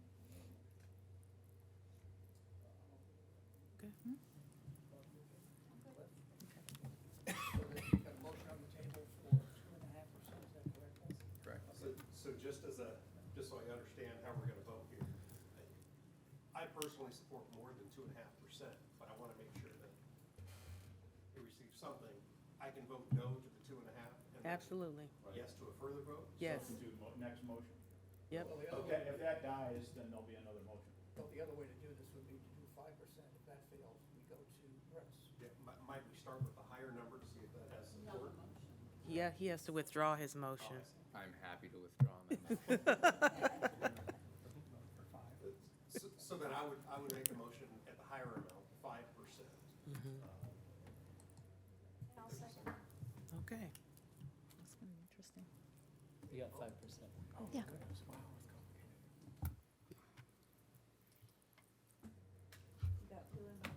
So Lou, would you make the motion and then Bobby, would you second it? We can I just thought get he that did. Yeah, they did. electronically. Okay.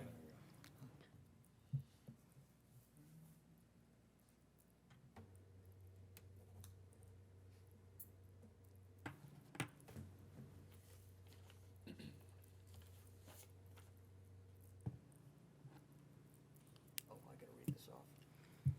No, it's in there. Okay, so it looks like everybody in?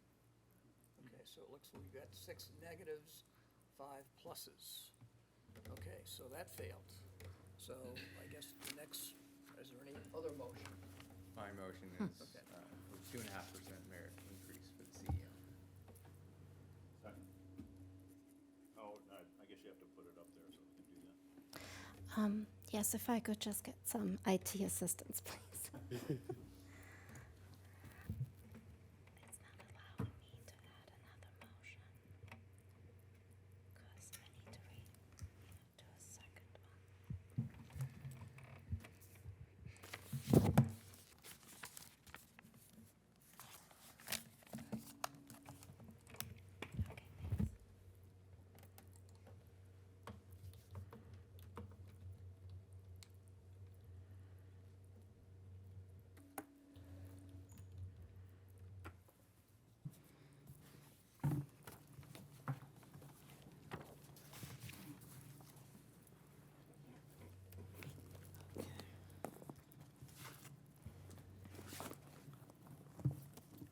Still working?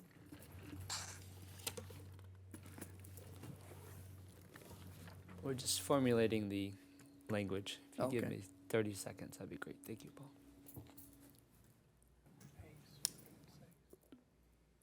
Is this the last thing? Is this the last thing? Okay. That's it.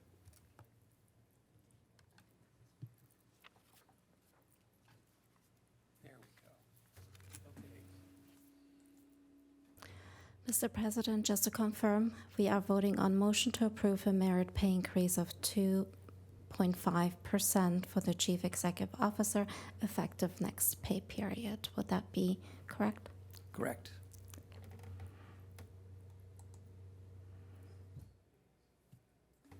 Do we need a motion? So that Brett can make this motion. Yeah. Oh, I got it, okay. Okay. Second. Here we go. Second, Chris's second, okay. And we are ready to vote. And please pass along that we appreciate everything that staff did to actually make this happen for Greg. So, yeah. And with all votes in, this motion passes 11-0, Mr. President. Thank you very much, okay. So, there's no other board comments on this matter, is that? Okay, all right. Or any matter, for that matter, okay. We've already covered the Chief Executive Officer's salary. Okay, so I'd like to thank everybody for coming today. I know this is an extended session. We had a lot to discuss. Thank you very much. And our next board meeting is scheduled for November 3 here in the SDC boardroom. So thank you all very much for attending. Thank you. Thank you, Paul. Thank you, everyone. Thank you. Good job, Rosie. I owe you 2.5%. Okay. Make it in dollars. 16,000?